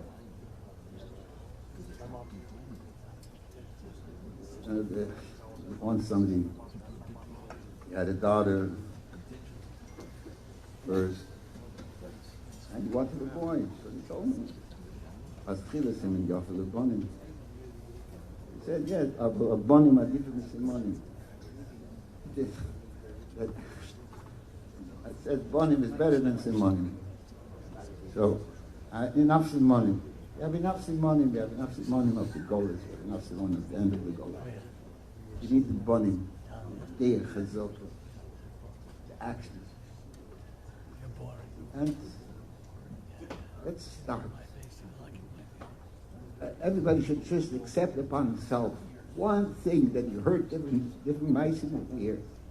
One thing that I will do to strengthen myself. And don't let the Yitzhar convince me, I'm just Rosh Hashanah and I'm finished. Or I can't be this. Everybody has a Beinoni in him, and everybody has a tzaddik in him. Let's try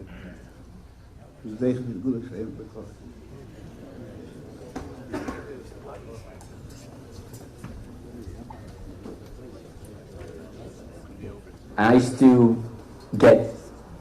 to call them the welfare calls. It wasn't just the sheer call, it was a call where he would ask some questions, how you doing, how's your kids, how's your wife, and you would wait for, is there anything else? And then that would be it. He just wanted to check in on you.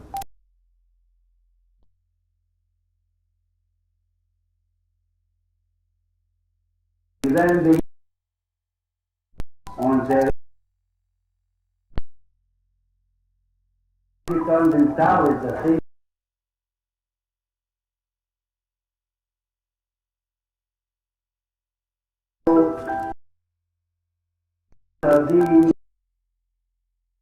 להחליט את נפשו. ראשון היהודים בכלל ועם הכיפורים אפילו יפתח. הלחץ כמה וכמה למען מישור. הלחץ וכמה דרעו אפילו כזין זה ויחוד Sana de Yildiz of the Pei seine Mischung wo sie der Michael Maschke was das der stehende im Leben Atilus was mir Geschmack und Sonne zu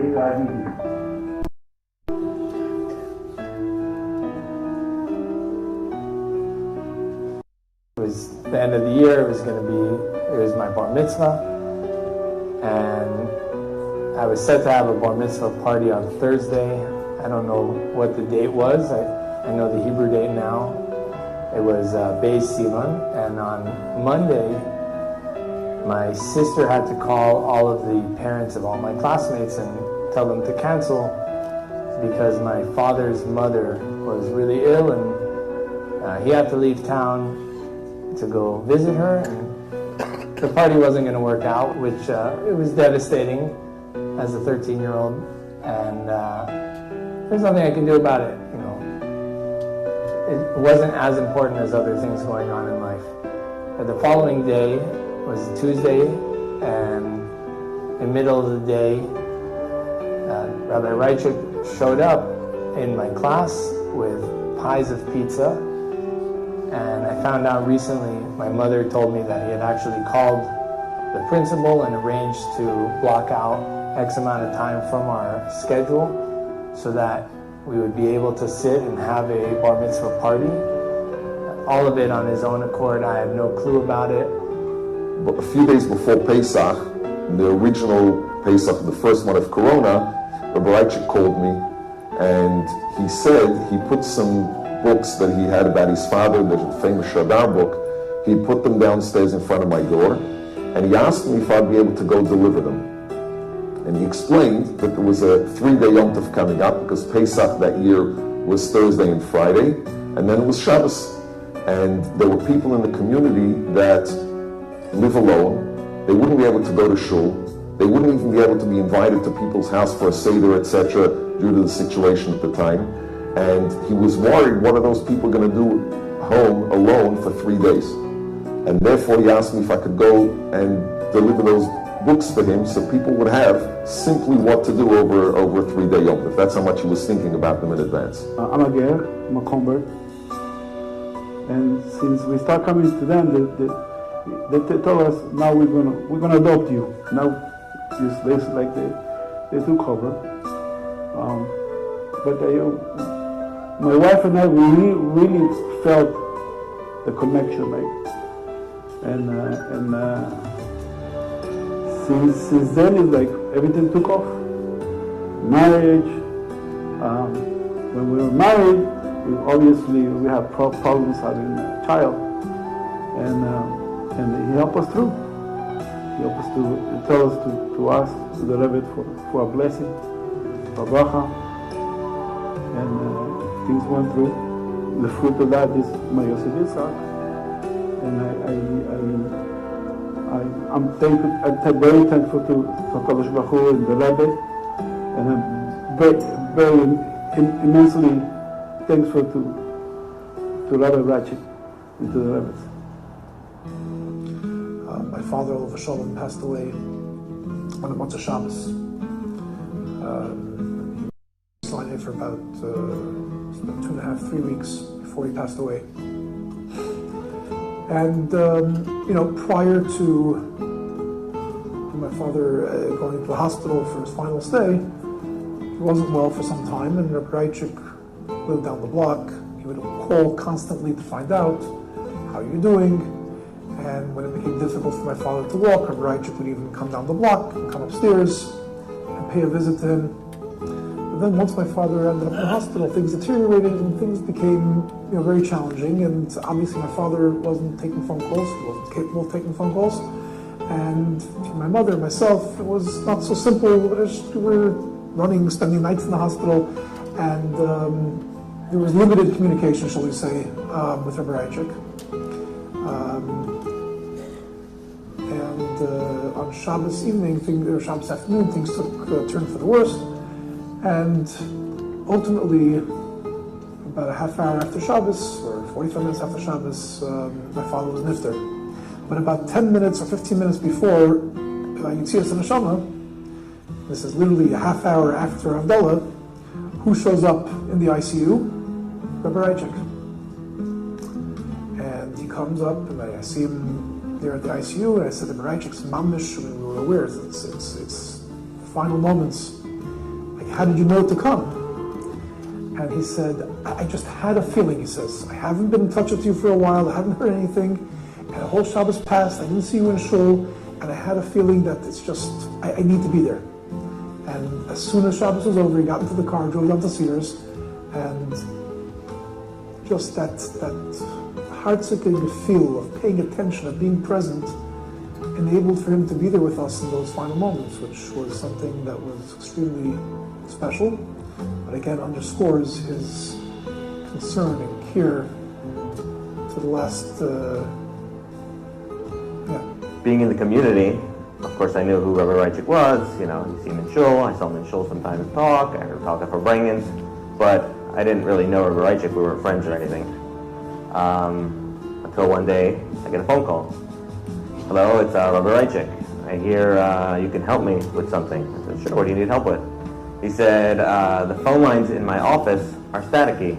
Maybe you could help me fix the phone lines. Something's not working right, I have some lines, they're getting crossed. I said, sure, let me come over and see what's going on. So I came over to the office, I helped him fix his phone lines, and said, thank you. I went on my way. He said, let's be in touch. Okay, cool. Several weeks later, a month later or something, it's another issue, something with the phone lines. The company canceled something, switched their lines around. So I get a call again. Hello, it's Rabbi Raichik. Can you come help me with the phone lines? I said, sure, no problem. I stopped on my way to help him work. I helped him out. Something got crossed. Something was disconnected with the phone company. And then at the end of the visit, he said, thank you so much. Let's be in touch, but let's really be in touch. It shouldn't only be, we need to fix something and we need to do some work together. So I said, sure, for sure. We'll be in touch, like you say to everyone else when you leave. Several weeks later, I get another phone call. Hello, it's Rabbi Raichik. I said, something wrong with the phone line? Something wrong in the office with the wiring? He says, no, I just want to see how you're doing. I said, well, I'm doing fine. He said, how's the family? How's your parents? Everything's going fine. How's your bubby? My bubby just recently moved to town. He knew. He said, everything's fine. I said, anything? Nothing with the phone lines? The office? He said, no, everything's fine. I just want to see how you're doing. From then on, every few weeks, every month or two, and every special occasion, maybe Rosh Chodesh, Erev Yom Tif, and even sometimes just on a regular day, a regular afternoon, I would get a call from Rabbi Raichik. I remember when I first moved down, he called me and he said, I want to come to your house for a meeting, and I wasn't sure what it was. You and your wife, obviously me and my wife, and he sat us down and he actually introduced himself, and it was I've never got that experience before. I lived in Crown Heights before. It was a really beautiful experience, and throughout the years, Rabbi Raichik really showed a lot of love to us. We had shiurim with him every week, Wednesday night, and he'd call us to confirm, make sure the shiur is on time, and he loved it, and we loved him. It was really so beautiful. When we'd ask questions, he'd get really involved in it, and he'd be like, "Oh, it's a great question." It was a really beautiful experience. With me, having that meeting with Rabbi Raichik wasn't the only one. He had meetings with a lot of different, with all the young guys when they moved down there. He'd sit down with us and discuss. I remember he went around looking at mezuzahs, making sure the mezuzahs were put in the right areas of each house. It was in the house. It was really beautiful. So he really loved us, and we loved him. And throughout the years, it just that connection really grew. We really grew the young guys with Rabbi Raichik. It was so beautiful. To me, fond memories I have of Rabbi Raichik. Rabbi Raichik actually showed up to every single wedding for my family members. And that was, let's see, Montreal, Boston. For me, I was the first one to get married in my family. That was actually in Crown Heights. And every simcha we had. Every so often, Rabbi Raichik wouldn't see me in shul for a week, maybe a couple of days. I always get a phone call from him. Tezin, how are you? How's everybody? He'd always remember everybody in our family. My daughters, my wife. He'd ask about my mother. He'd ask everything. And there were times, actually, my father wasn't doing well. He was in San Diego. And it was unbelievable that Rabbi Raichik would actually show up every single week. He would come to San Diego. And now we're talking about a 2.5 hour drive each way, depending on traffic. So to me, that's somebody who was special. He's part of our family. He put himself in front of everybody else. And I don't know how he found the time to take care of the community and come and see every single person and think about every single person. You know, I knew that if I'm going to Israel, if I'm traveling somewhere, I would have to tell him, because otherwise he'd be worried when he didn't see me on Wednesday, and he'd be calling me on Thursdays, asking if everything's okay. So I had to kind of check in. He kind of flipped the whole rabbi concept over in my mind, where in my mind it was, you go to the rabbi. And in this relationship, it was, he's going to you, he's caring about you, you're on his mind. And it was a very special relationship to have. Shortly after I moved to Los Angeles in 2010, I was in Levi Yitzchak, and Rabbi Raichik came over to me and to say hello, as opposed to me going over to him. I also remember at one point during COVID, beginning of COVID lockdowns, we were all stuck at home, and Rabbi Raichik called me for no reason other than just to say hello, see how I'm doing, see how my family is doing. And that made a major impression. I know that he was obviously dealing with a lot with the community and everything else going on, but he still took the time to call me, and he genuinely wanted to see how my family is doing, and that meant a lot to me. One of the children needed a medication, was close to Pesach, and we called to ask about it, if it's better to use a pill, to use a liquid, how it's going to work with Pesach. And he gave the answer to the question, clear answer. And right before Pesach, he called to find out how the baby is doing and if they're feeling better with the medication. And everyone knows that right before Pesach is very, very busy. And nevertheless, he took the time to call us and to find out how the baby is doing and if everything's okay. 18 years ago, my wife was having difficulty walking. She was dragging her foot, and after some evaluations and some MRI, we found out that it was a tumor. Baruch Hashem, was benign. It was kept. We scheduled the surgery for Lag Baimer.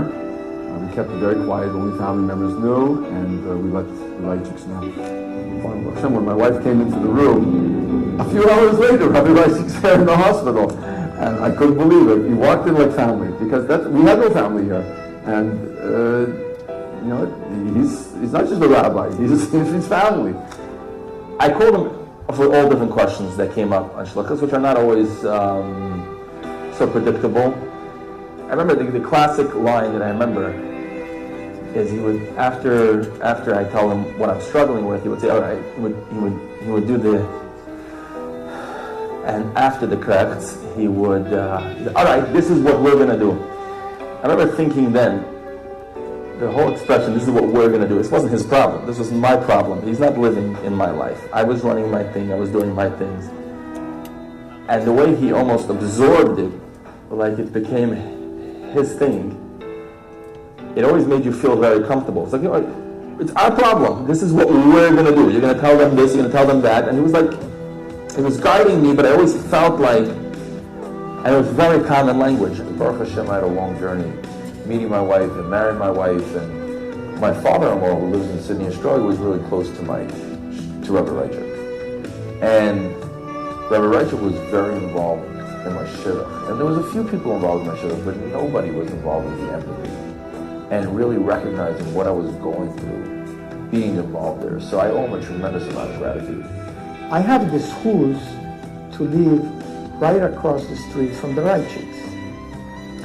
And I had the privilege to walk with Rabbi Raichik every Friday night and Shabbos day to and from shul for the last couple of years.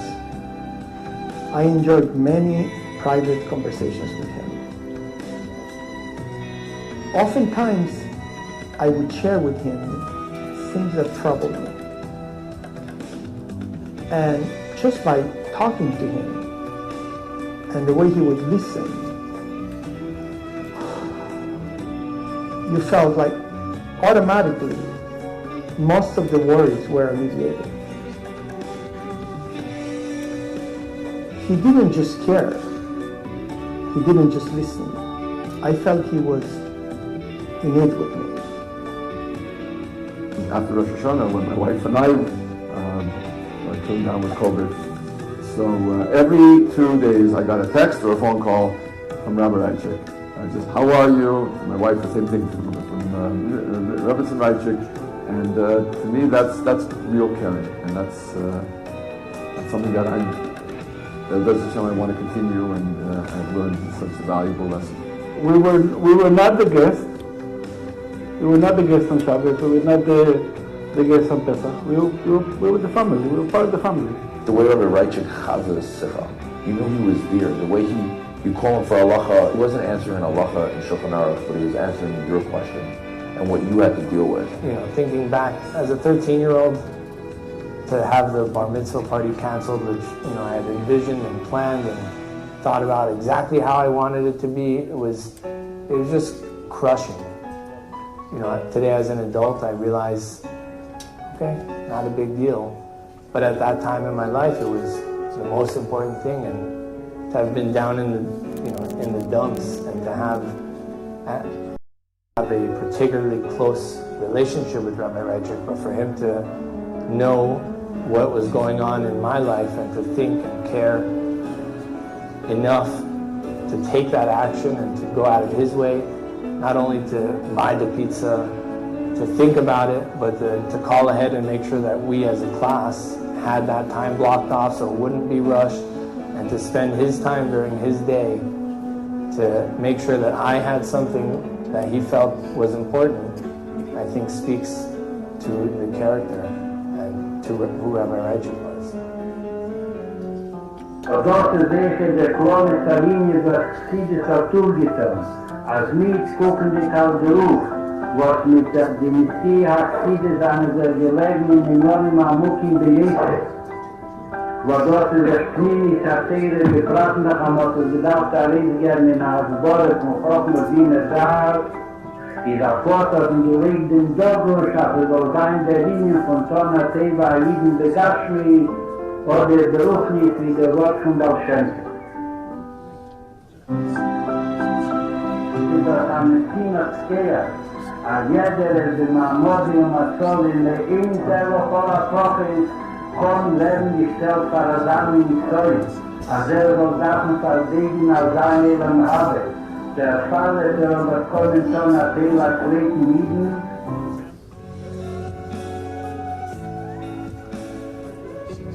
When we speak about Advocacy, the Rebbe stood for hours giving dollars and answering people, Buchtus and Gashmis, everyone individually. Not talking a big sikha to everyone. And that's what we have to learn when we go away, to help another Yid, either physically, spiritually, and not think about global individuals. The Rebbe ran races. The Rebbe was involved in how the yeshiva should run, how the Chabad houses, Klal Yisrael. The Rebbe spoke about many issues once we get to Klal Yisrael. At the same time, he was a Rebbe of Klal Yisrael, he was a Rebbe of every individual Yid, what they need, physically or spiritually. So the same thing, what we can learn is we're not a Rebbe, we're Chassidim. We have to give off our time of the Advocacy soul to an individual person. To an individual person could be a phone call to ask them how he is. Sometimes they need a little bit of help. Sometimes they need guidance and so forth, just to show that we care for someone. That's a very big, caring is a very big thing.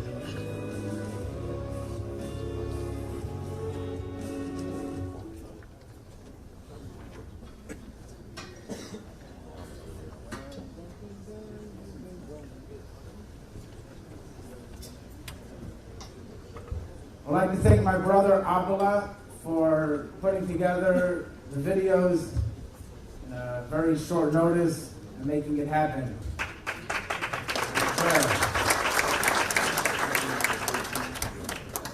I want to thank everybody for coming tonight. We just have one more short video, and Abdullah is going to talk about a certain project that we're going to start, Leila Nishmas, my father. After the program, we're going to have a Farbrengen. I would like to ask Rabbanim that are here, that didn't speak, or anyone else that would like to share. We're going to have a Farbrengen, and everybody's welcome to share any stories, memories that they have of my father.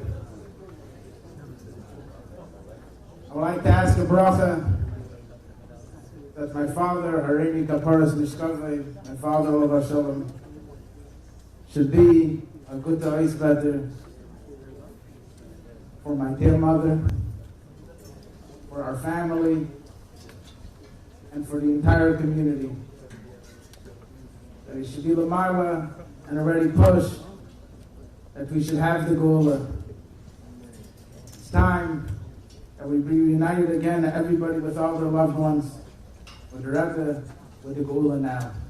My brother Abdullah.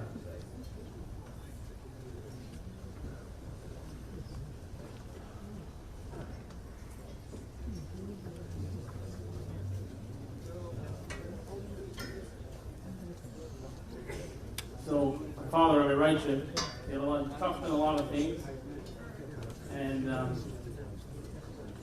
things that he touched in, that he was involved in, wasn't only for him. Try to get other people involved. I'm trying to focus on Torah, Aveda, and Milas Vasadim. Torah, he used to learn a lot of Torah, but he also used to send out daily voice notes. He had the Chodesh. So we're going to try to make an initiative in each one of these things. So first, we're gonna do something with the Chodesh. Rabbi Raichik's legendary newsletter, The Chodesh, is now on WhatsApp. The Chodesh is everything you need to know about the month ahead. Events in Jewish history, timely halachos and minhagim. Sign up and receive messages on special days of the Hebrew month describing that day's events and any customs related to it. Leave with the warm feeling of Rabbi Raichik talking straight to you. Join the WhatsApp. Text subscribe to 323-842-0068. Sign up today. So, Mirza Hashem, if you're going to get the video, what's going to happen is the Chodesh is about, it says everything you need to know for the month. There's also a lot of stories and a lot of nice other things. But specifically for that day, if there's something that day you need to know, you can sign up and you'll get a message for that day. It's halacha, minhag, or just nice things that happen on that day. Mirza Hashem, we'd like to thank David Goetz. He's going to be arranging it, and you can text him, that was his number, and we'll get on the broadcast. We're going to go to Gemilas Vasadim. Everyone knows my father did a lot of Gemilas Vasadim. We're going to focus on Gemilas Vasadim Beruchnius. He used to do a lot of Mepsayim, and he should try to speak in shul that people should go Mepsayim. So we have an organization, Baruch Hashem, in the family called Lamplighters. Mirza Hashem, we're planning on growing it.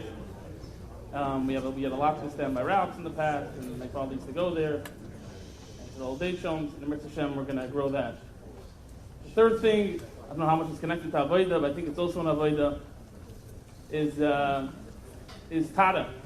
My father was very involved. Most of his days he's a Rav. Most Rabbanim, they work a lot in Maris, Tada.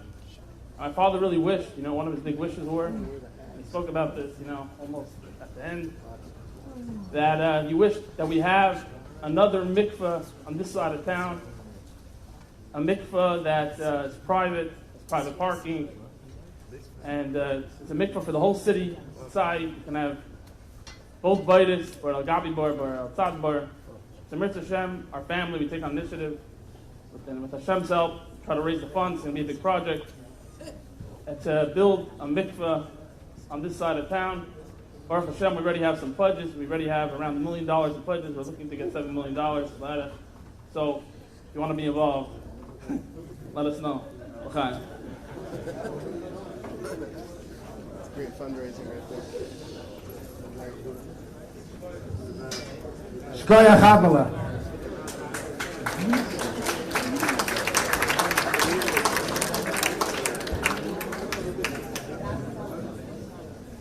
Right before we bench,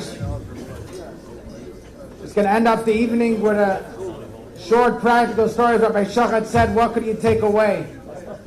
Good job. And Transmitting. there's someone that came to us Yom Kippur in Boynton Beach. Came Yom Kippur. And after my father passed away, he came for Shabbos. And that Shabbos, I was talking all about my father's selflessness. That week, the guy showed up to Minyan. He was a tent for our Minyan.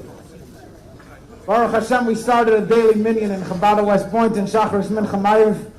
We were forced into it, and a month in, we're still going. So this guy showed up and he made our Minyan. So he drove 25 minutes. So I asked him, I said, Mike, what are you doing? What brings you? He said he has never been by a weekday morning Minyan in his life. He hadn't put on tefillin in over 40 years. But he told me you spoke so much about your father's selflessness that he was just selfless. He says he went home Shabbos day and he was thinking to himself, what could I be selfless? And at the end of the day he said, oh, the rabbi said he needs a minyan. Okay? He's like, I don't care less. But you need a minyan. I'm here.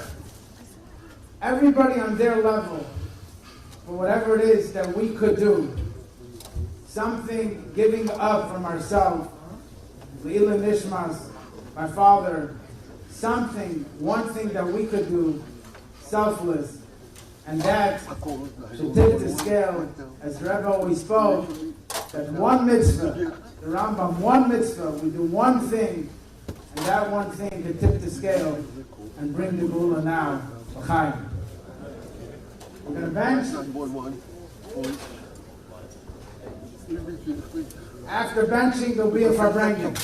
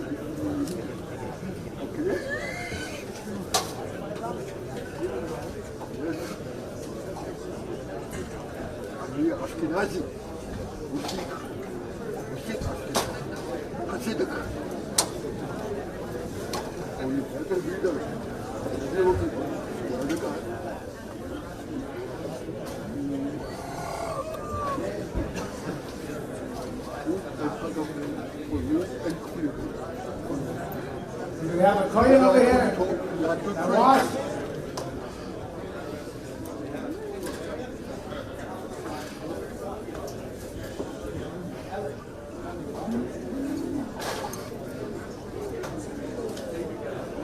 Looking for you all day, all fucking day. Looking for you.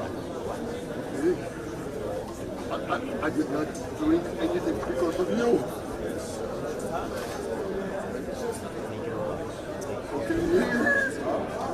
I did not drink anything because of you.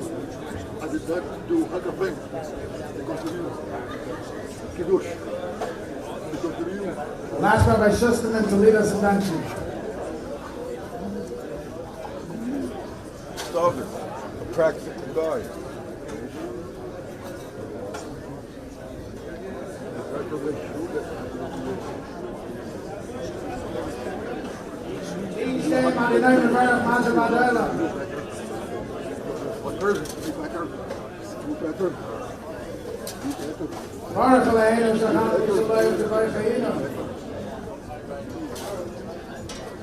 Again, after benching, everybody's invited to stay for a farbrengen. Look at you. I said, look at me. Hey! Whoa. Farbrengen will be led by Rabbi Mendy Shapiro and other Rabbanim. Everybody here is welcome to join.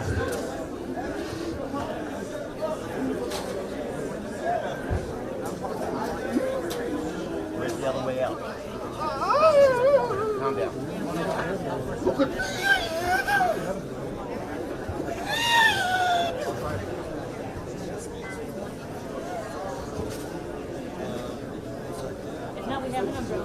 want egg for orange? How far are you in walkway? How far?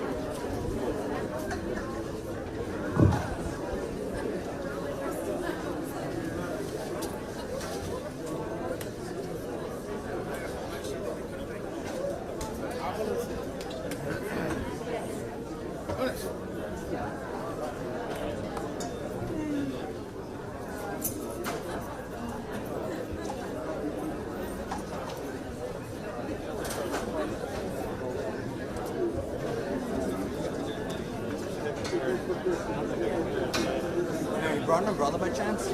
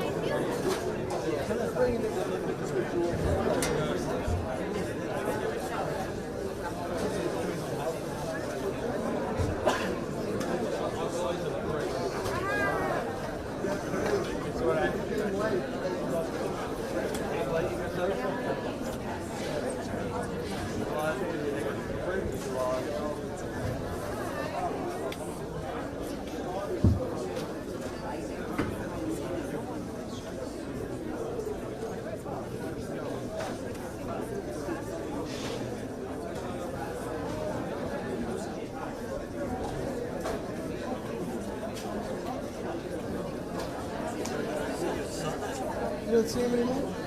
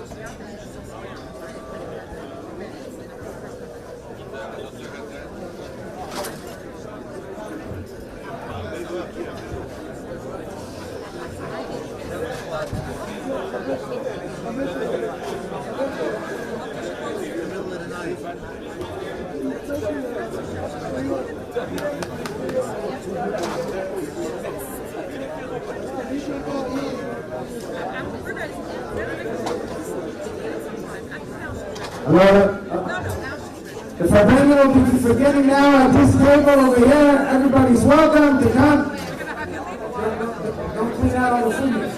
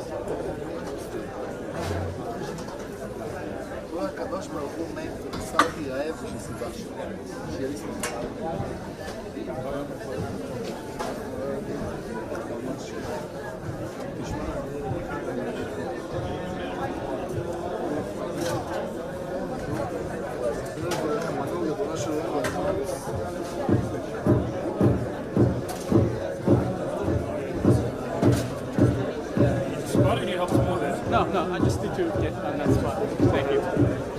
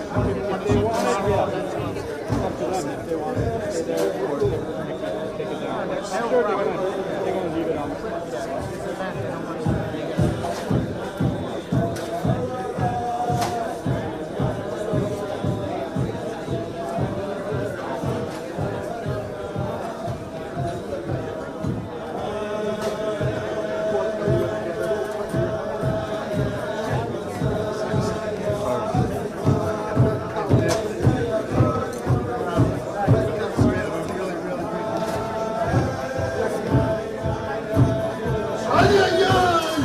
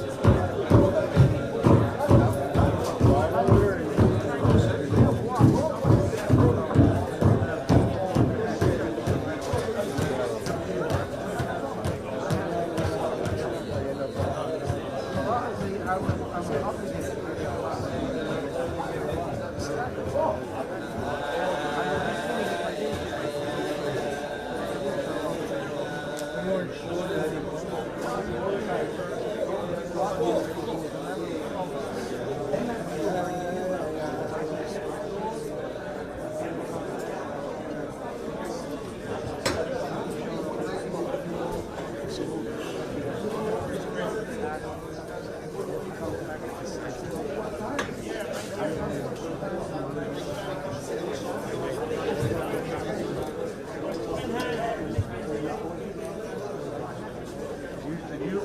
didn't you stay there? You know what? I couldn't do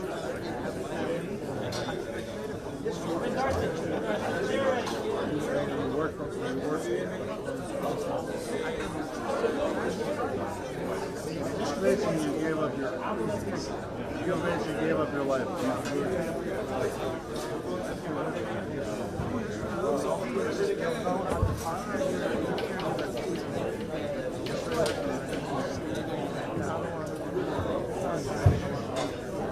Your brother can't have young kids.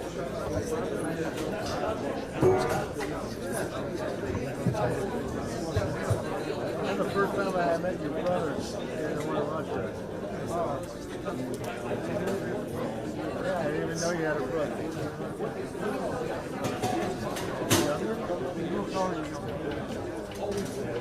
He was like older than your brother. Of course, how many kids do you have?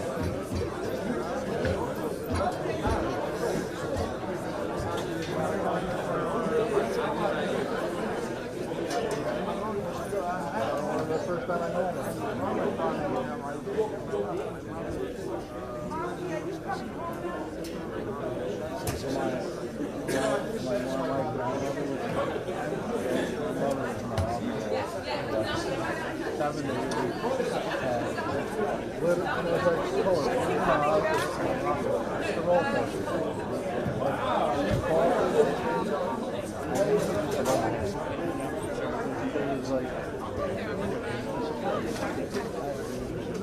Abby, will you give this to Alpha?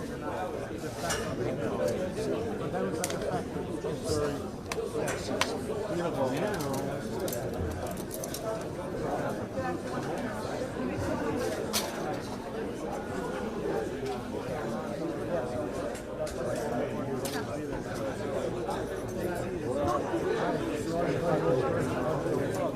I went to Avram doesn't want. I'll go give you the 5 or 6 right now. Like, if you have a wife, because he's been into I have no idea. Do you have a contract?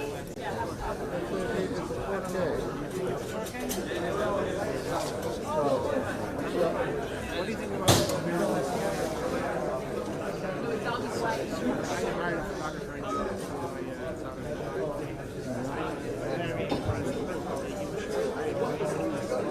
I saw all the pictures that the guy did in Florida for the Raichik building. And mirrors there. I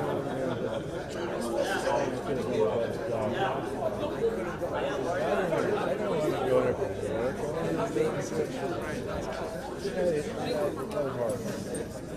I could take better pictures of myself.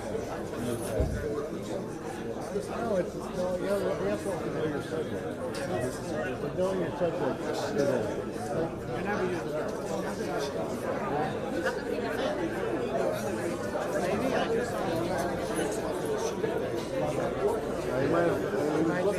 He was looking for a ride home. He was west of the park. I use like a roller coaster.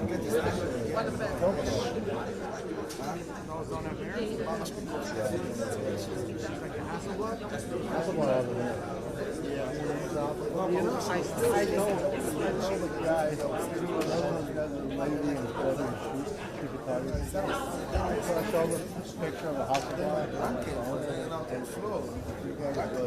that was old. You know what I did? I got up and I walked away. Because if you start out to rain like Candace or anybody, it's like there's no point. See, these guys, they know what they have. They're clueless about this stuff. They don't know nothing. I forgot one of the main ones. Did you know that Leica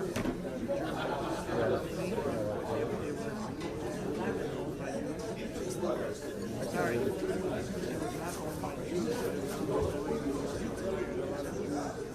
Shlomi! Shlomi, what about the one time a week? You remember? One time a week. It's still available? They're really good.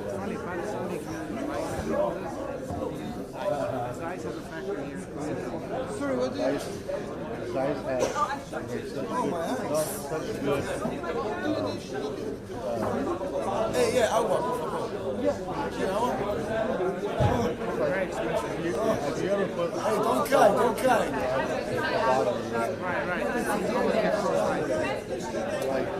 After Sephora, you been to Sephora, Sharon? What is the cheapest price you think for guys? When I back in the day when I sold the cheapest price for like for the small one. The big ones were like No, I don't. Yes, Basso or Basso Besso? No, don't give me. Besso or Basso? No, Basso, yeah. Okay. Please, thank you. you can tell your father when you go to the grave.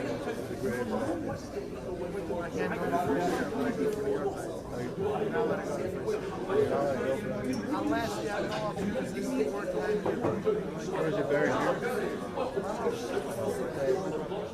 You can tell him he's smiling up there. Now you can tell him. I'm sure he knows.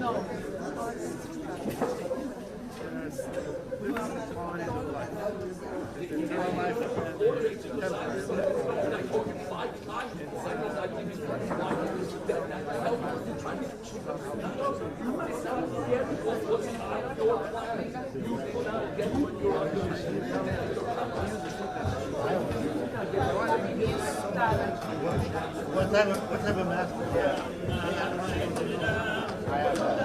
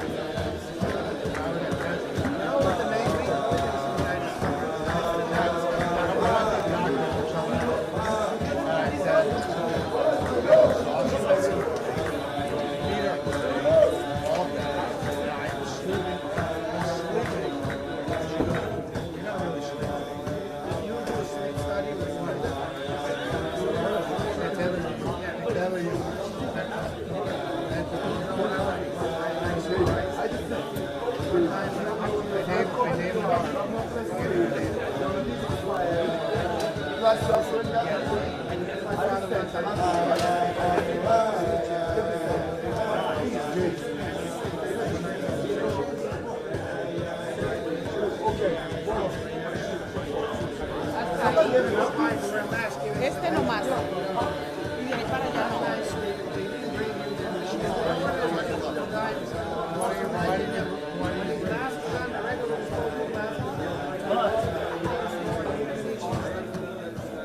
So I was thinking this away. Maybe that's what we in the third.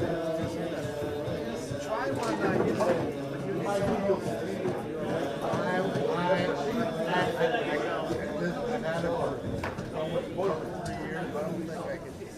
Pesach is 3 years. I can't sleep without it.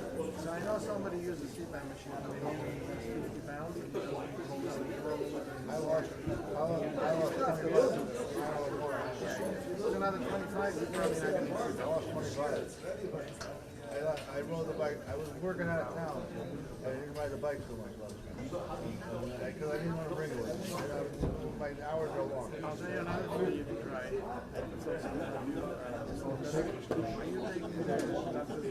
Well,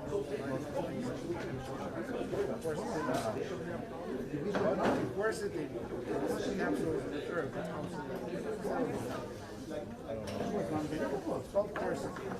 They don't get excited. There's so many things. Wait for all of it. I have avocado.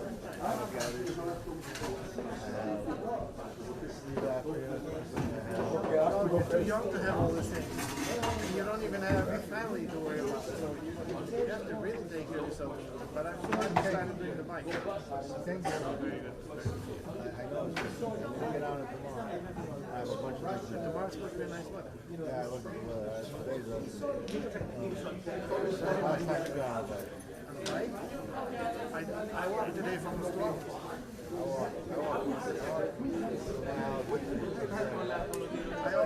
watched what I had.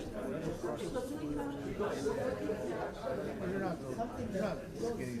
I haven't been walking. I know, you're also preoccupied. Yeah.